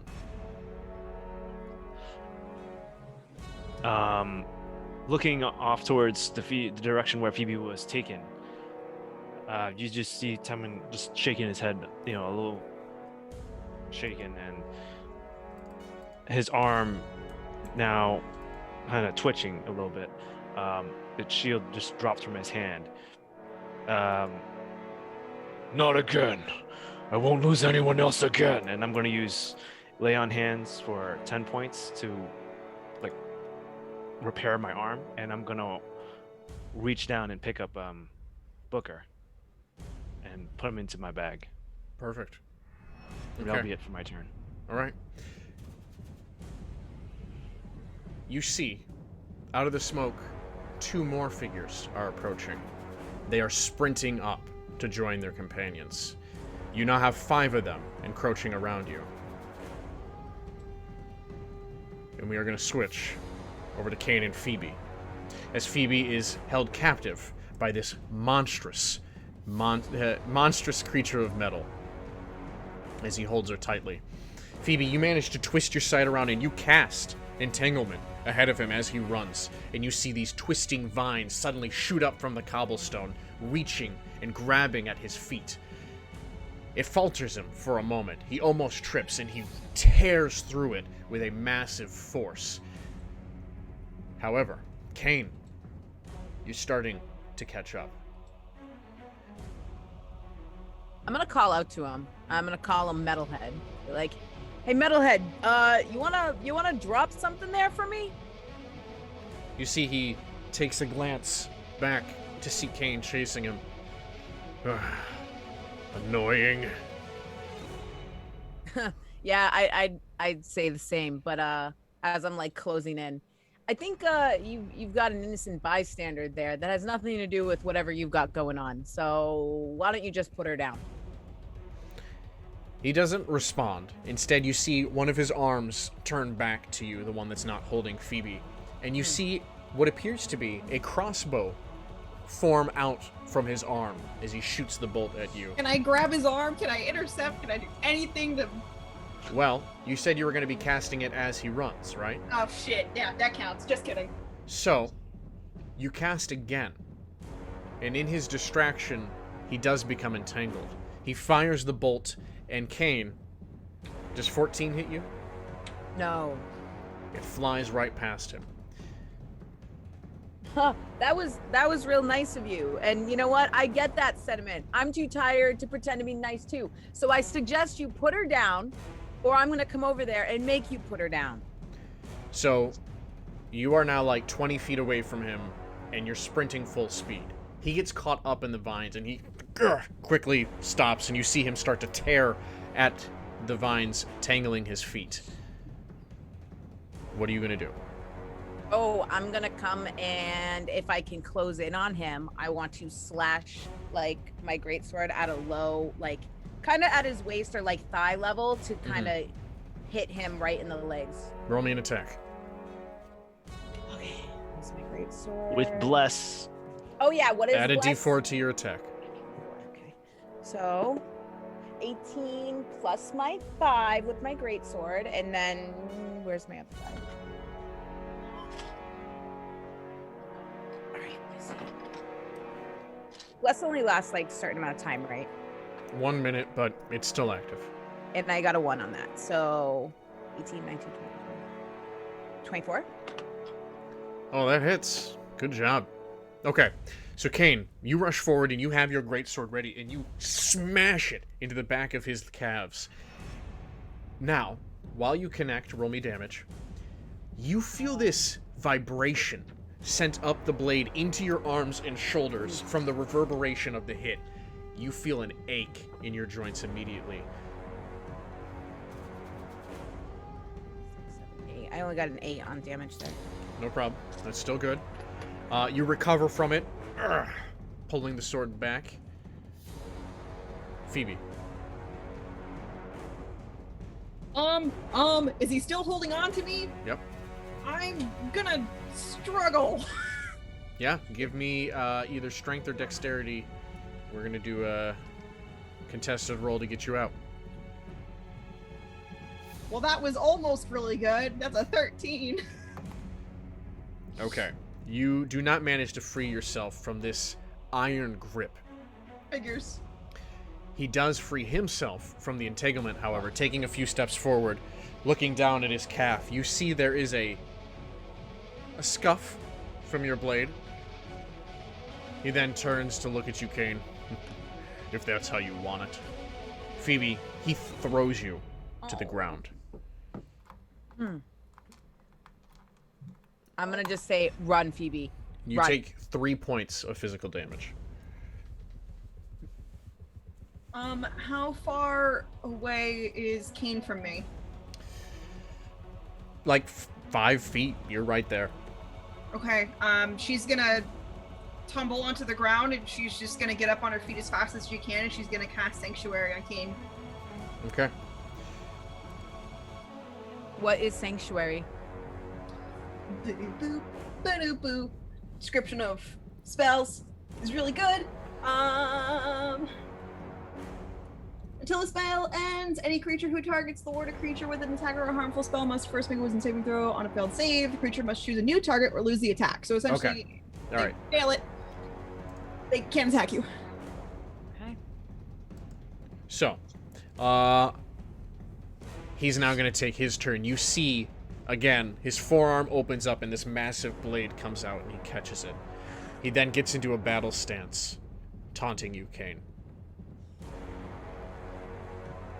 Listen, man, I don't want to be here either, but due to unfortunate circumstance, we're both standing here. Take your hit or don't.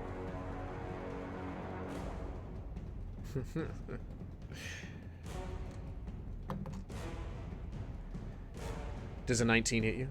Oh yeah, 19 hits me.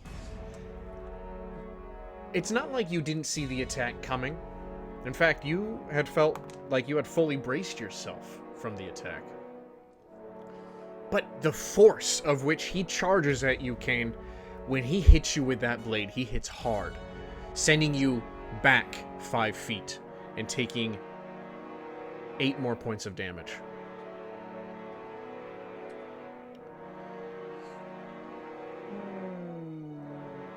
We are going to switch again to the other battle going on. My concentration got broken the moment I got hit. FYI, so Crown of Madness is done. Okay. Temin and Co., as you see these extra enemies appear, you begin to ponder your next move. Will you run? Will you fight?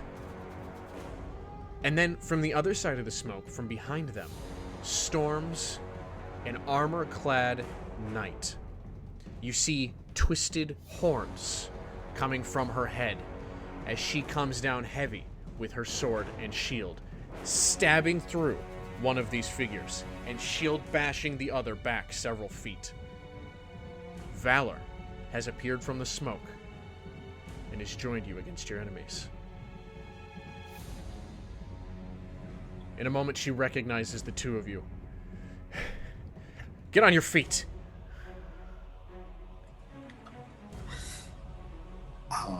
Side note, I don't think Co ever met her. She was. You did, but you had your episode. books. Oh yeah, that was okay. Yeah, she It's was the, downstairs. What is she again? The Tiefling? Mm-hmm. Yep. Yep. Okay, thank you. An ex-Purple Dragon Knight of Karim, now a mercenary. Gotcha. Code is your turn. I'm just gonna give her a nod, acknowledging her, and I'm gonna take this moment to kind of just reach out and just like pull Booker. All right. Temin, go. grab Booker. Oh, you already did it. Okay, perfect. My bad. I completely missed that. Okay, never mind then. I'm going to, from beside/behind Temin, just start whipping out some blades. To one, it's 2 at a time. So I think the one that I had already targeted with the Crown of Madness, Mm-hmm. and then the one that he hit. Perfect. Roll me these attacks. Bless up. Wait, does Bless carry for both of them or just one? Every attack roll. Oh bro. shit! For the next minute. Cool, and it was 1d6, 4. 1d4. 1d4. All right. So for the first one, it's a 20. Perfect. Not natural. Not natural. Dirty 20. And then the second one was a 10. Oh wait, is a miss. Okay. Are you sure? What'd you get? I got a. It was gonna be a 12. That hits. Oh fuck. Well, then yes, 2 hits. Don't doubt yourself, my friend. All right, what's your damage? All right, let me see. Oh shit, where's my daggers? 5 for the first one, and 6 for the second one. Perfect. So, yeah, you hit the first one square, right in the ribs with the first knife. The second one, you hit him in the arm, where the first guy had already hit him, And he's holding the crossbow, and the front of it dips down as you hit him, and he no longer is able to use his arm. You see blood flowing out of it. He misses, and he does not recover. Temin. My turn? Yep. I'm just seeing her. I'm stabbing the javelin into the ground and drawing out my 2 signature short swords. Mhm. And I'm rushing in, and the enemy that Ko just hit, I'm going for it. I'm going to attack once first to see if it hits. Okay. And it's going to be... Oh, that's a 7. That definitely doesn't hit. So, bonus attack, second attack. Okay. 17 to hit. That hits. What's your damage? That's gonna be 1d4 plus 2, so 4 damage. You know what? Divine Smite. Taste my blade today. All right. So 2d8, I think. And you're smiting the first one or the one that's bloodied? The one that's bloody. Okay. It's 4 damage, so I'm gonna just do a Divine Smite and finish him off. All right. So that is 2d8 of damage. Damage day. Ooh. 8 damage, so that's 12 damage altogether. Perfect. Yeah, you strike with your weakened arm and miss that attack, but you follow up with the second one and you cleave down the crossbowman. He cries out as he falls to the ground, motionless amongst the slew of other bodies on the cobblestone. So he did. He did. Anything else? Where's Code? How far is he from me? Literally, like, right next to you. Like 5 or 10 feet. I just wanted to make sure for the interception. Yep. Within 15 feet. All right. I'll back up and run back to back with Ko, even Okay. if it costs me an opportunity attack. And it will. Go for it. Does a 20 hit? And indeed it does. Oh, looks like they're hitting lucky. 5 points of damage. Weapon? Standard attack. Yep. Physical Alright. damage. All right, so that'll be Heavy Armor Master. Yep. Nice. Oh, just take 2. Okay.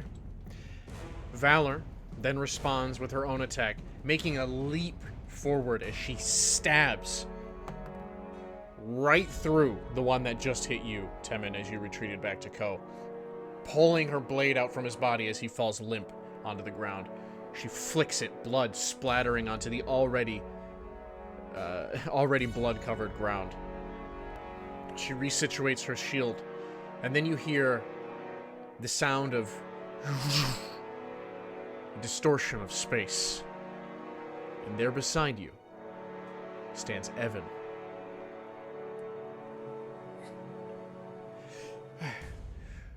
Oh, by the gods. What happened here? You know what? Don't answer me now. We need to go. He then points his finger and casts Magic Missile, obliterating the last standing warrior. Kane needs us. We need to go. Yes, we need to. Before he gets himself killed. He pulls you all in closer as he casts teleportation, and you feel Can't help it. But before you arrive, happening just south of you, Kane, fighting against this massive Warforged. Could you tell me what is your health state?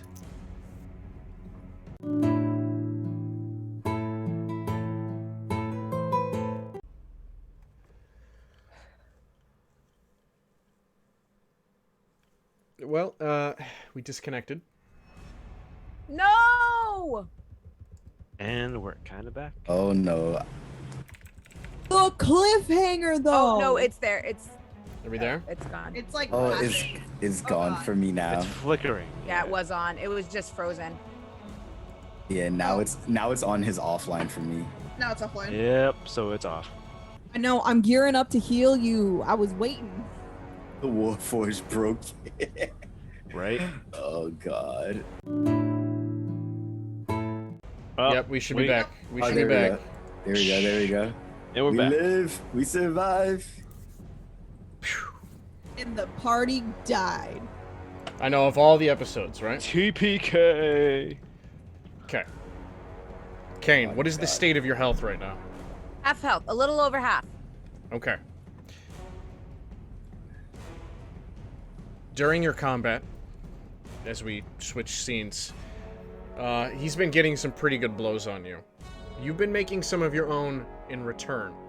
Phoebe, What about sanctuary? You shit. well, that was a success.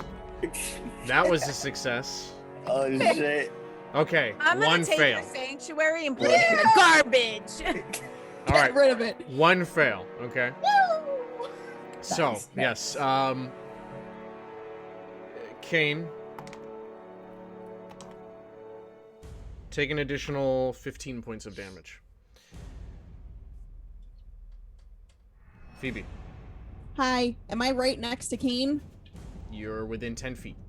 Get the Lovely. hell out of here. Get the hell out of here, Phoebe. Like, am I within 10 feet on Kane's side, or am I on the opposite side of the Warforged? You will have to cross the Warforged to get to Kane. All right, so I'm gonna channel Divinity and use Bomb of Peace.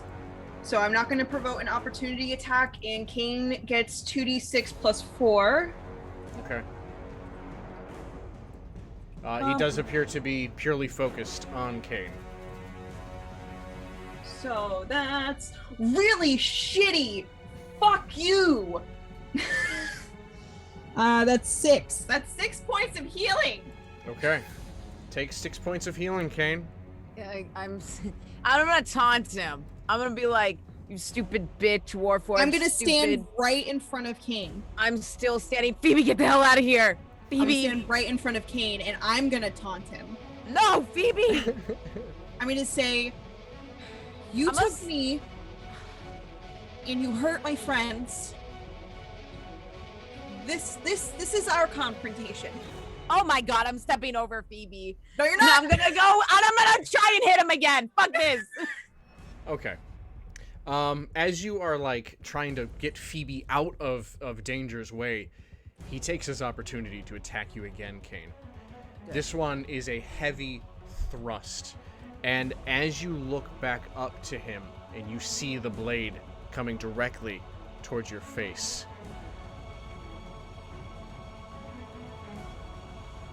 but something happens. While you do indeed hear the sound of a metal clang, you do not feel the blade hit your flesh. Instead, you feel a slight pressure sensation on your head. And then you feel this coolness around your whole body. Glancing your eyes down, you see this impossible layering of metal armor on your flesh. Phoebe, as you look at Kane, his whole form is now covered in metal.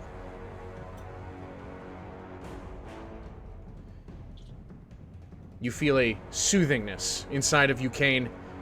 Recover all your HP. The Warforged takes a step back. Interesting development. No matter.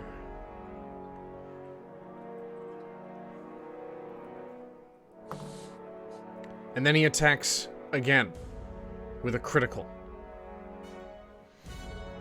But when he hits you, it's as if his attacks aren't dealing the same amount of damage that they were. You feel the force of the blow against your body, but you aren't being rended like you were before. You're going to take half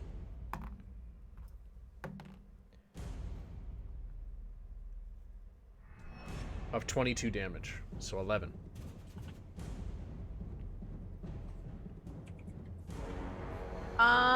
Upon realizing that this is not doing as much damage to me, can I take an action now? You absolutely can. Okay, good. I want to kick him to get him away from me, and then I'm gonna turn and run to pick up Phoebe and get the fuck out of here. Okay. All right. Roll me an attack. Okay. Is that, you want me to do unarmed? Yes, please.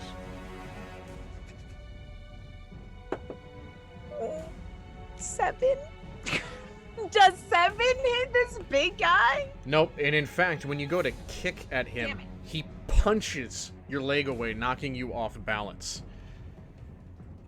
And then, ahead of you, behind him, you hear a voice.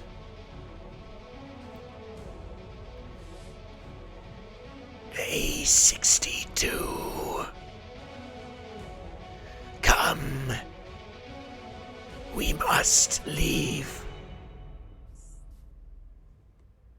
The Warforged stands now, casting a look over his shoulder. Annoying. You hear behind you, Kane and Phoebe, this as Temin, Ko, Lorasi, Valor, and Evan appear in the street behind you.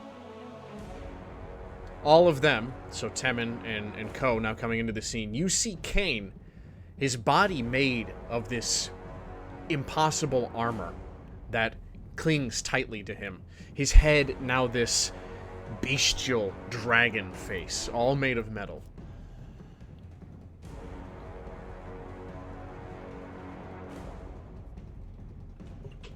Do we still see this Warforged? Oh yeah.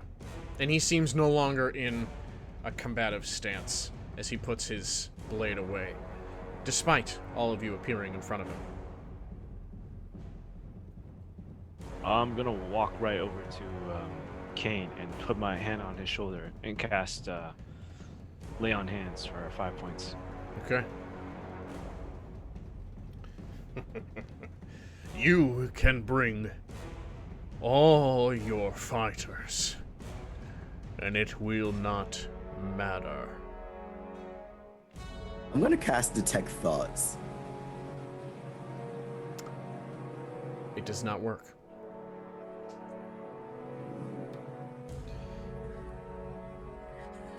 This is interesting.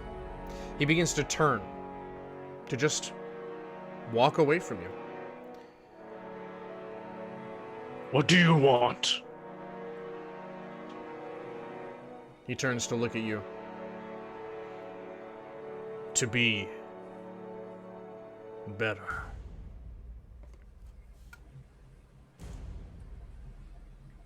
Why? He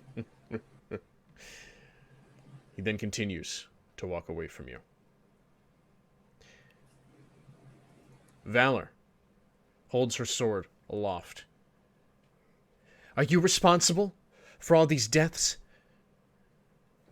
And he does not respond. Shit. You see him approach the figure that spoke, a robed figure. He approaches the robed figure, and then turns to look at all of you, crossing his arms. It's as if there's an invisible line between you. This robed figure is garbed in this thick black garment. You see it has a emerald hem on it. The hood pulled forward, darkening the face. The hands, however, are visible. And he has tight leather bracers around his wrists. His skin is pallid, almost translucent. You can see the tendons and veins in the back of his hand, the knobbiness of his knuckles, and long fingernails.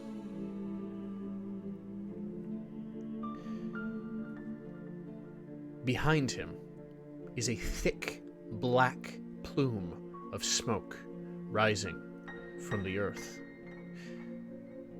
That is to the south. The explosion from the performers happened to the north. Evan calls out. So that's it then? You just are gonna walk away now? You're never gonna leave. You're never gonna get out of here. You then see Evan begins to cast a spell. From behind the robed figure comes another. It is hunched over, crouched, and it rushes up bestial. A tabaxi, wearing dark leathers, cradles something swathed in fabric, protecting it close to his body, holding it close.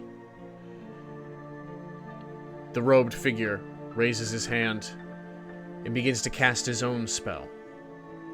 As you see their form begin to pull very similarly to Evan's teleportation. You hear a grunt next to you, and you turn to see Evan straining, his hands now outstretched, this visible wave of magic distorting the path between you and them. And at the moment when they should have disappeared, they persist. And you note that Evan strains with a great struggle, as if holding them where they are.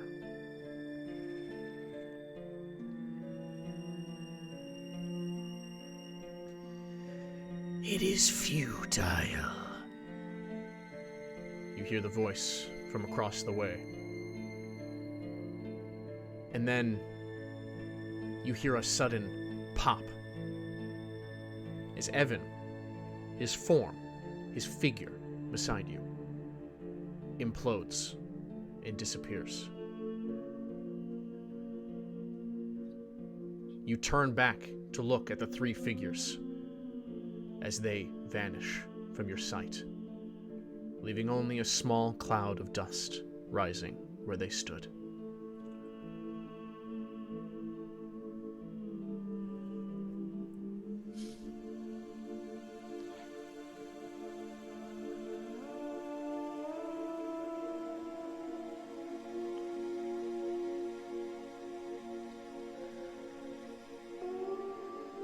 After all that, after the beating I just took, after seeing all those townspeople dead, I'm just gonna drop to my knees for a second as I let it kind of sink in.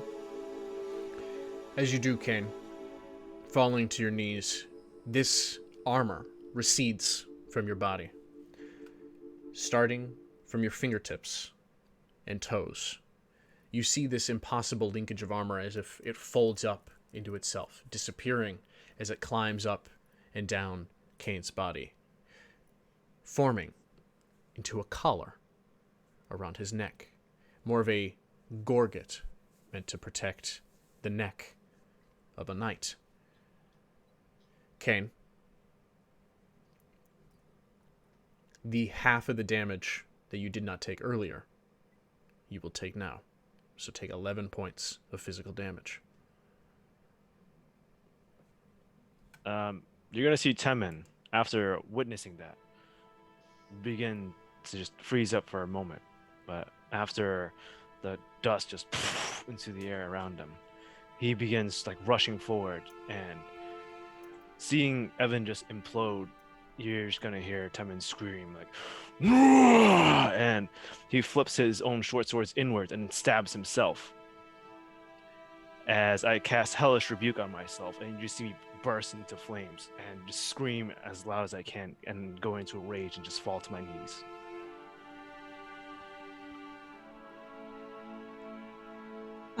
Phoebe's just gonna start casting Prayer of Healing. I know it takes, or not Prayer of Healing. Oh yes, Prayer of Healing, and it's gonna take 10 minutes, so she's just gonna start that now.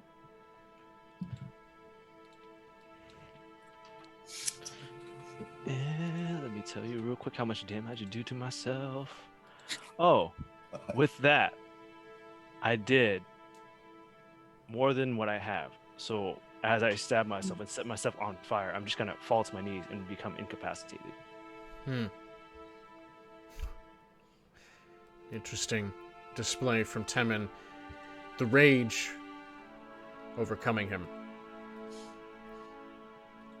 I think with bright blue eyes, Ko's gonna find himself touching the ground where Evan once was. And he's gonna kind of just like linger there. And he might look up when Temin does his display, and it's almost as if like, even though he very much cares about what the hell is going on with his friend, he doesn't have the capacity to like process that plus what the fuck just happened to Evan. So he's gonna just be there, just almost pause and very hesitant to move on. As you all try and reconcile these thoughts and emotions, Valor shakes her head as if trying to understand it as well. Then you hear the sound of people murmuring. Appearing from the alleys and the buildings, a small group now crowds around the scene. A few of them attempting to put out Temin on the ground. You hear whispers amongst them. Is that the champion? Did you see that? Did you see the way they fought them off? That was insane. I've never seen anything like that before in my life. The champion. He's the champion. How far are we away from the original massacre? You are, if you look around and recognize your surroundings, you are only a block from the yawning portal. So you are all the way at the south end of the castle ward. I'm gonna get up and I'm gonna go over to Valor. I think we have to go back and we have to see who is among the carnage. She nods.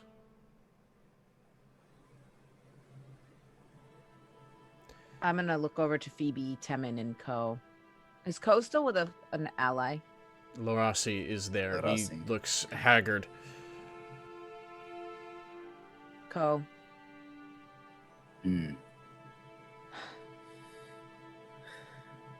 Stay with Phoebe and Temin. I have to go back. I have to see who is in that crowd.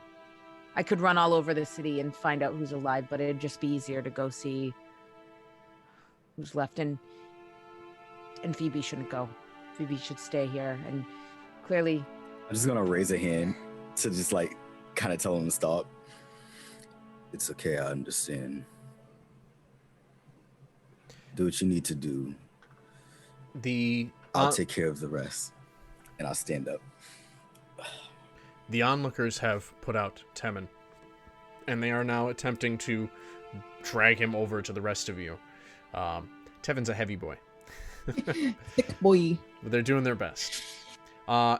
Kane, as you go to leave your companions and pass through this growing crowd, they all look at you wide-eyed in bewilderment. You hear, again, the champion.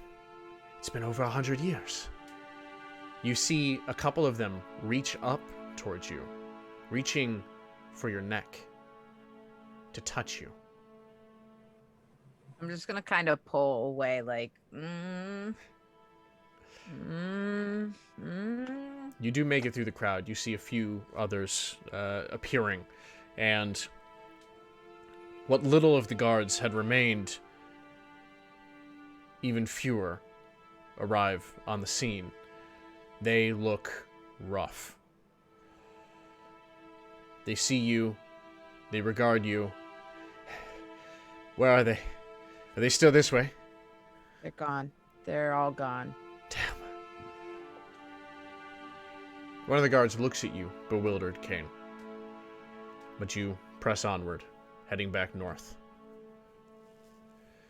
The rest of you, surrounded by this group, Valor sheathes her weapon and does her best to aid Phoebe in tending to Temin.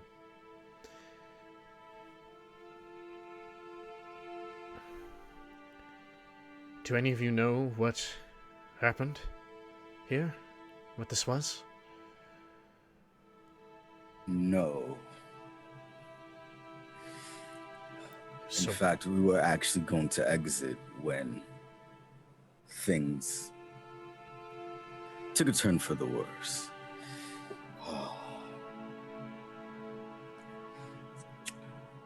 How did you know to be here? I was still in the city. Well, we're very thankful that you were. Well, if only we had known, we could have prevented all this. Temin, you regain consciousness. I don't think there was much that could be done to change the outcome.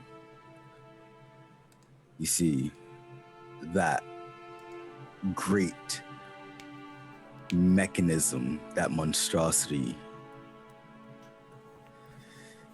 that was a warforged, much like the stories of my homeland tell. Great weapons of war that rampage through everything. And, well, while it pains me to say it, our Temin is not designed to defeat something like that. Nor would anybody that I've seen here stand a chance against something like that. No. I was created to protect people. And I failed again. You did not, my friend. You protected as much as you could.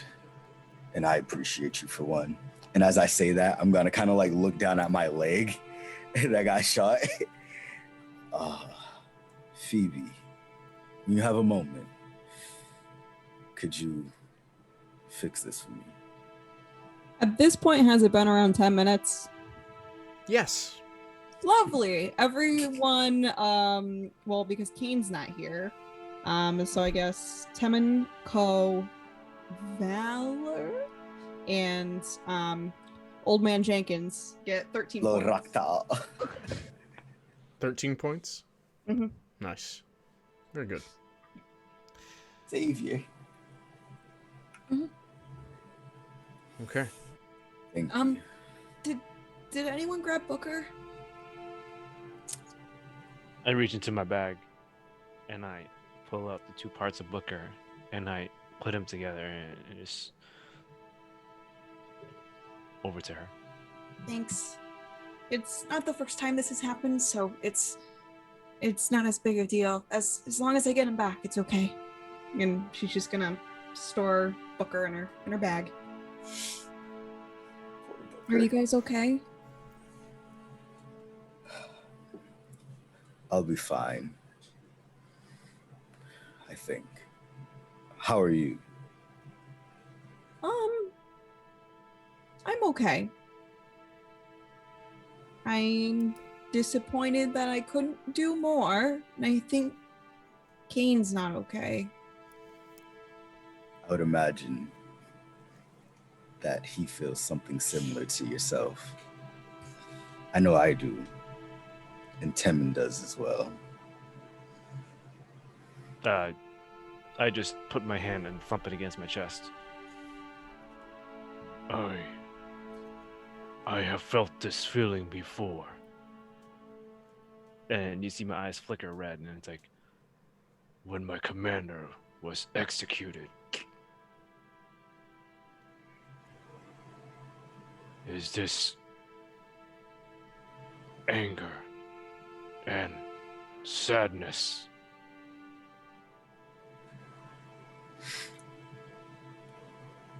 Well, there are many ways to process our emotions. For my emotional well-being and worry, as well as your physical well-being, please do not do that to yourself again. There was enough damage that was already dealt around us. There's no need to do that to yourself. I am sorry, but the internal pain I feel is much greater than what external wounds can cause. But I do not understand why. A lot of us don't.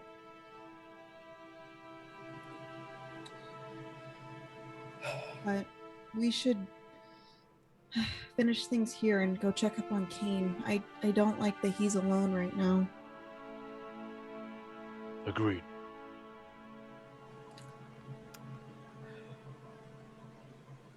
Back with Kane in the north end of the castle ward.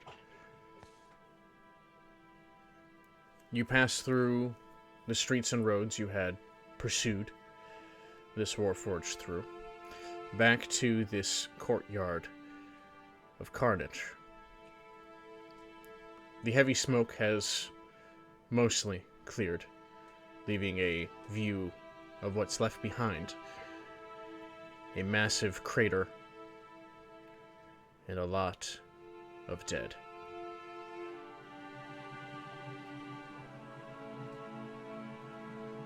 To any of the guards that are standing there with me, I'm just gonna like shake my head and just be like, there's so many bodies. We're not gonna clean this up in a time. You're gonna have to close down some of the roads until this can be sorted. A few of the guards are leaning on each other for support. Some of them are crying. Some of them are poking through the pile. You see there, amidst it all, Bammer, the captain of the watch, as he is assisting in pulling survivors out and ordering what remains of the watch to aid all those they can.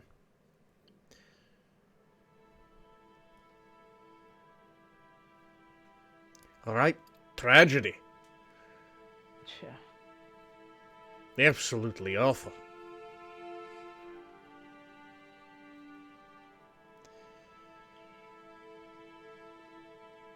Anything you would like to do, Kane?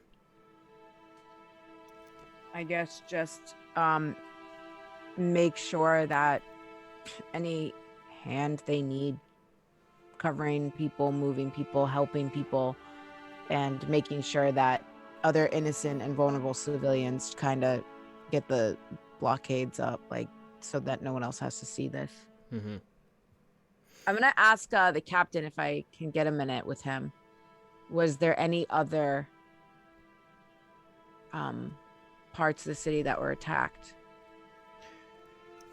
Nay. Seems it was just here.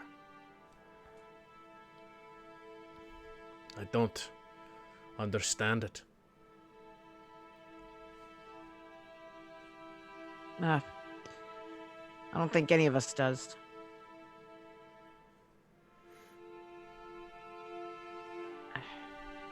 I'm just gonna shake my head and start trying to help people. Yeah. You spend some time assisting. Your other companions come back into the courtyard. You all see the sight. Survivors are being tended to on the other side of the courtyard, away from the epicenter.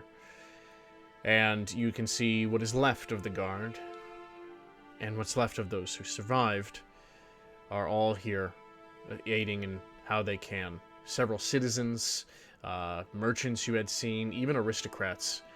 Everyone is unified together to aid in whatever way they can. You see Kane there. Hard to miss, even in all of this. And from the south end of the courtyard, in fact, almost a minute after you, arrives a carriage. It is gilded, showy, and stepping out of it is a tall, fair, human woman. A long garb, and almost a radiance coming off of her. You see a sorrowful look on her eyes and face as she takes in everything around. You hear Bammer, the dwarven guard captain, yell over, "Later! Wondered when we were going to see you." And they convene and talk with one another. Kane, you see your companions as they approach.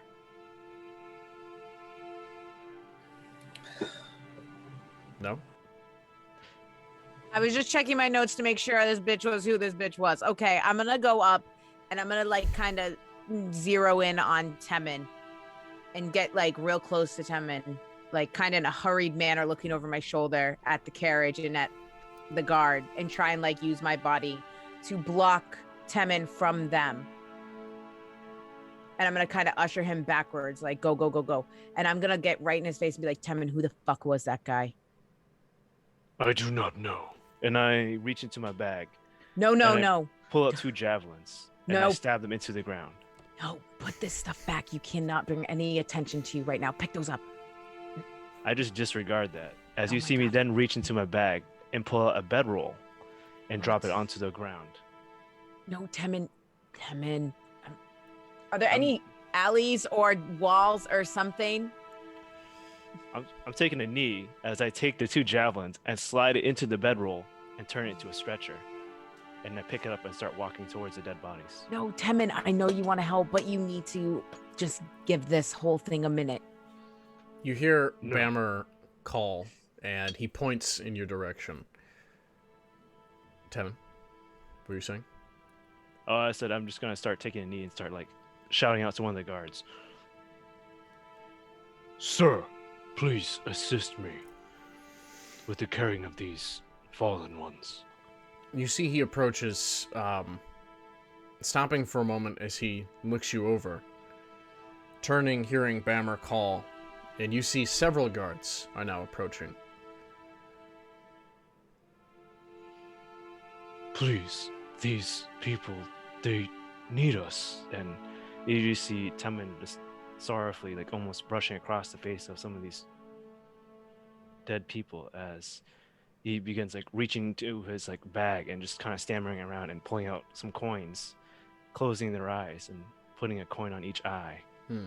Please, please, they need us. As you're doing this, the guards have drawn their weapons, and they're pointing them at you. No, the people, they need us. Stay back, creature. Don't move. I'm gonna No. turn around and get no, stop. I couldn't save them. And you just see Temin like begin like trying to hunch over and shield the bodies of the fallen people because he thinks they're trying to hurt them. Stay back from him. He's dangerous. He's not See. dangerous. Seeing this sight, I'm gonna kind of step forward and kind of put myself between Tem and some of the guards. Please, listen to Kane. Tem here, he's no threat. Who you Bammer. want is the other Warforged. Why is no one helping? That's okay, Temin. And Phoebe's gonna walk up and stand next to Ko, kind of separating, putting Temin further back from the guard. They're just scared right now, and they're not thinking clearly. They want to help, and they want to do good, but you have to give them time. Bammer approaches the group. You look familiar to me. You are the captain. Was this you? What do you mean? No, this wasn't him. It was much bigger, and it looked different, and its speech was evil. It wasn't good, like Temen's. You hear a couple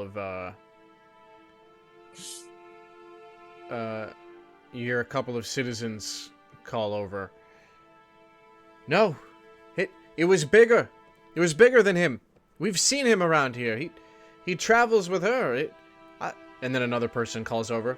I saw him at Keke's shop.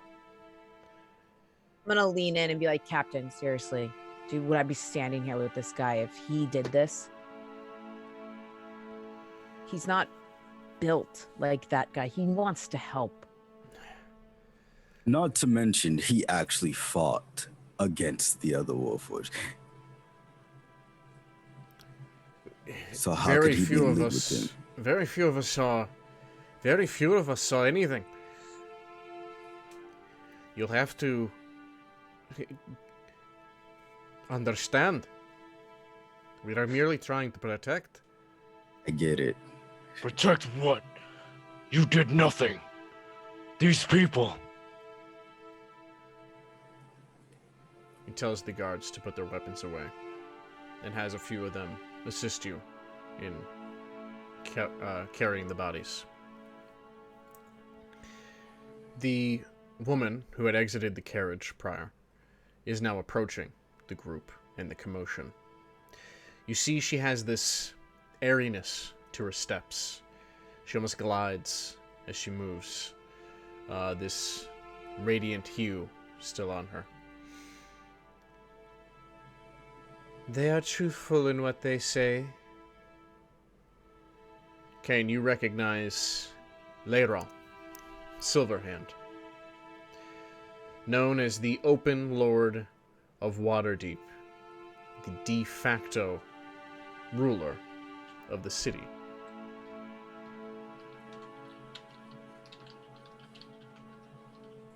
I'm not really going to greet her, but I'm also not going to snuff her.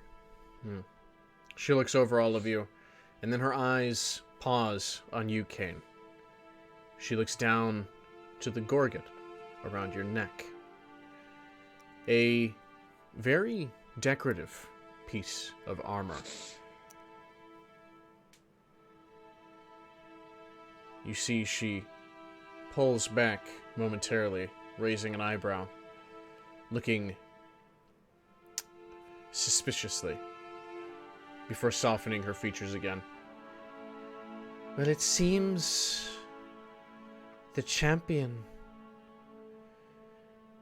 is back to save Waterdeep.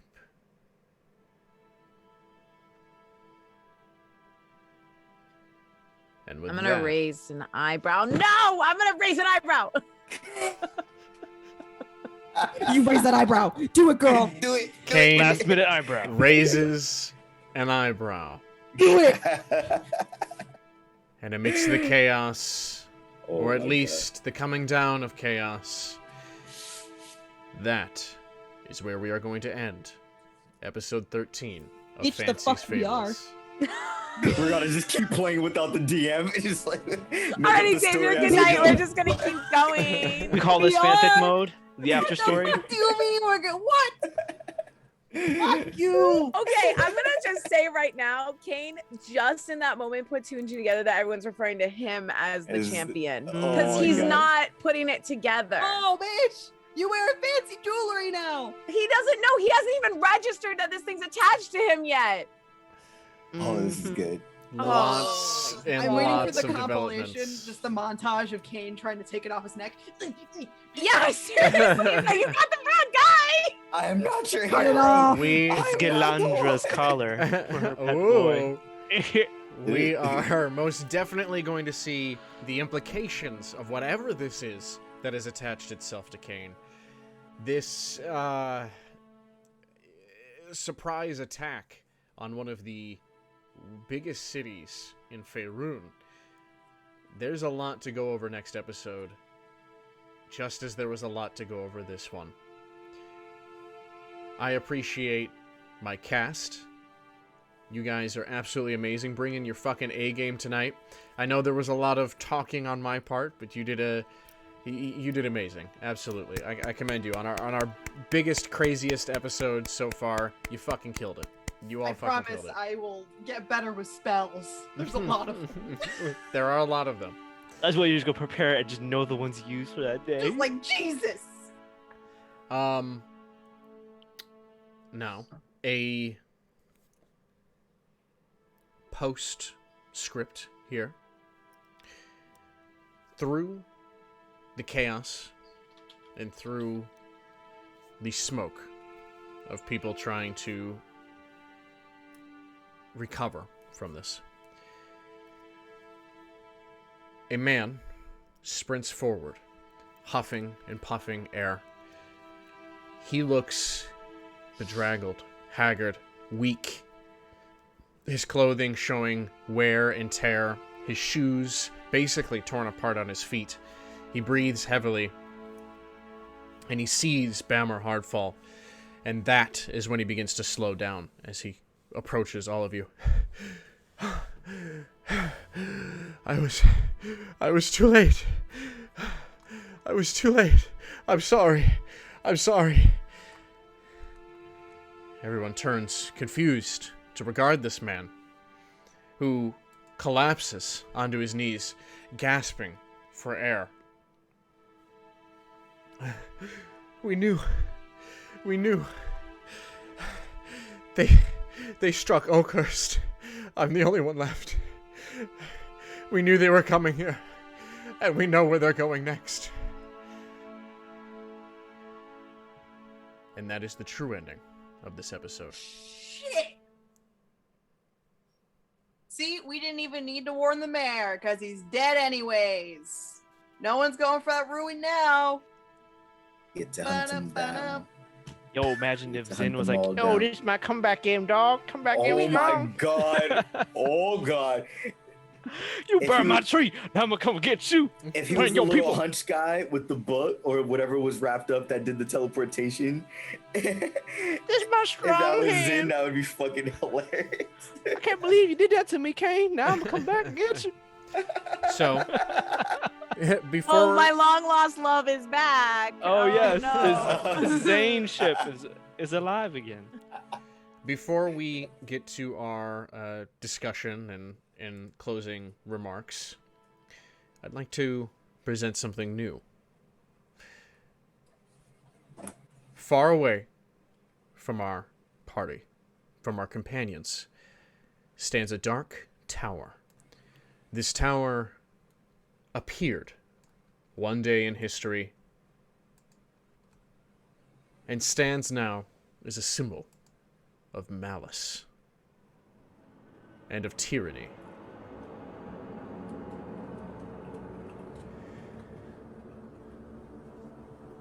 Deep within the obsidian halls, evil plots.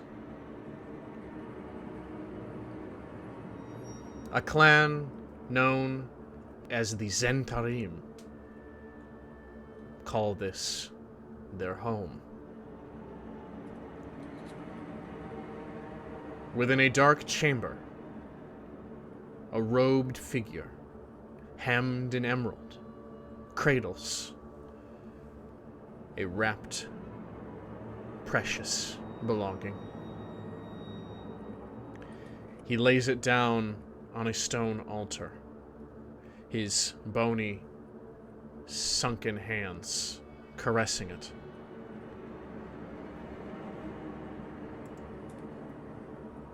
Soon, it will all be worth it. Their freedom relies on me.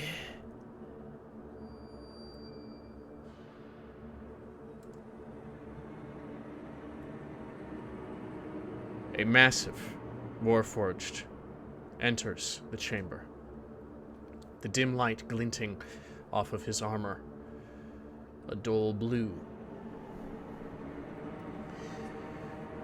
Master, I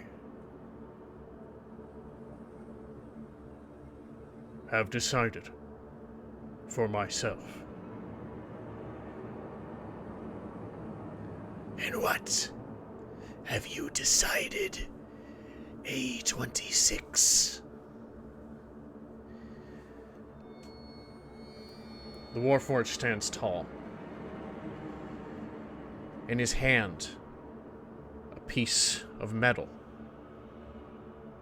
A souvenir from his target.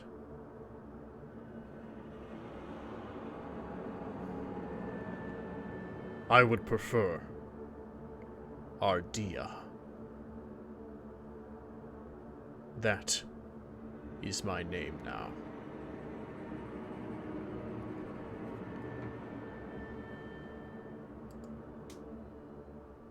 And we fade away from the scene.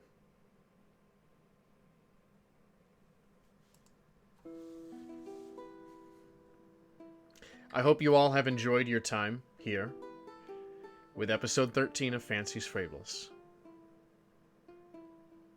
That lucky number, though. I appreciate all of your support. And if you would like to follow us, check down below for all of our links. You can find YouTube, Instagram, and Patreon.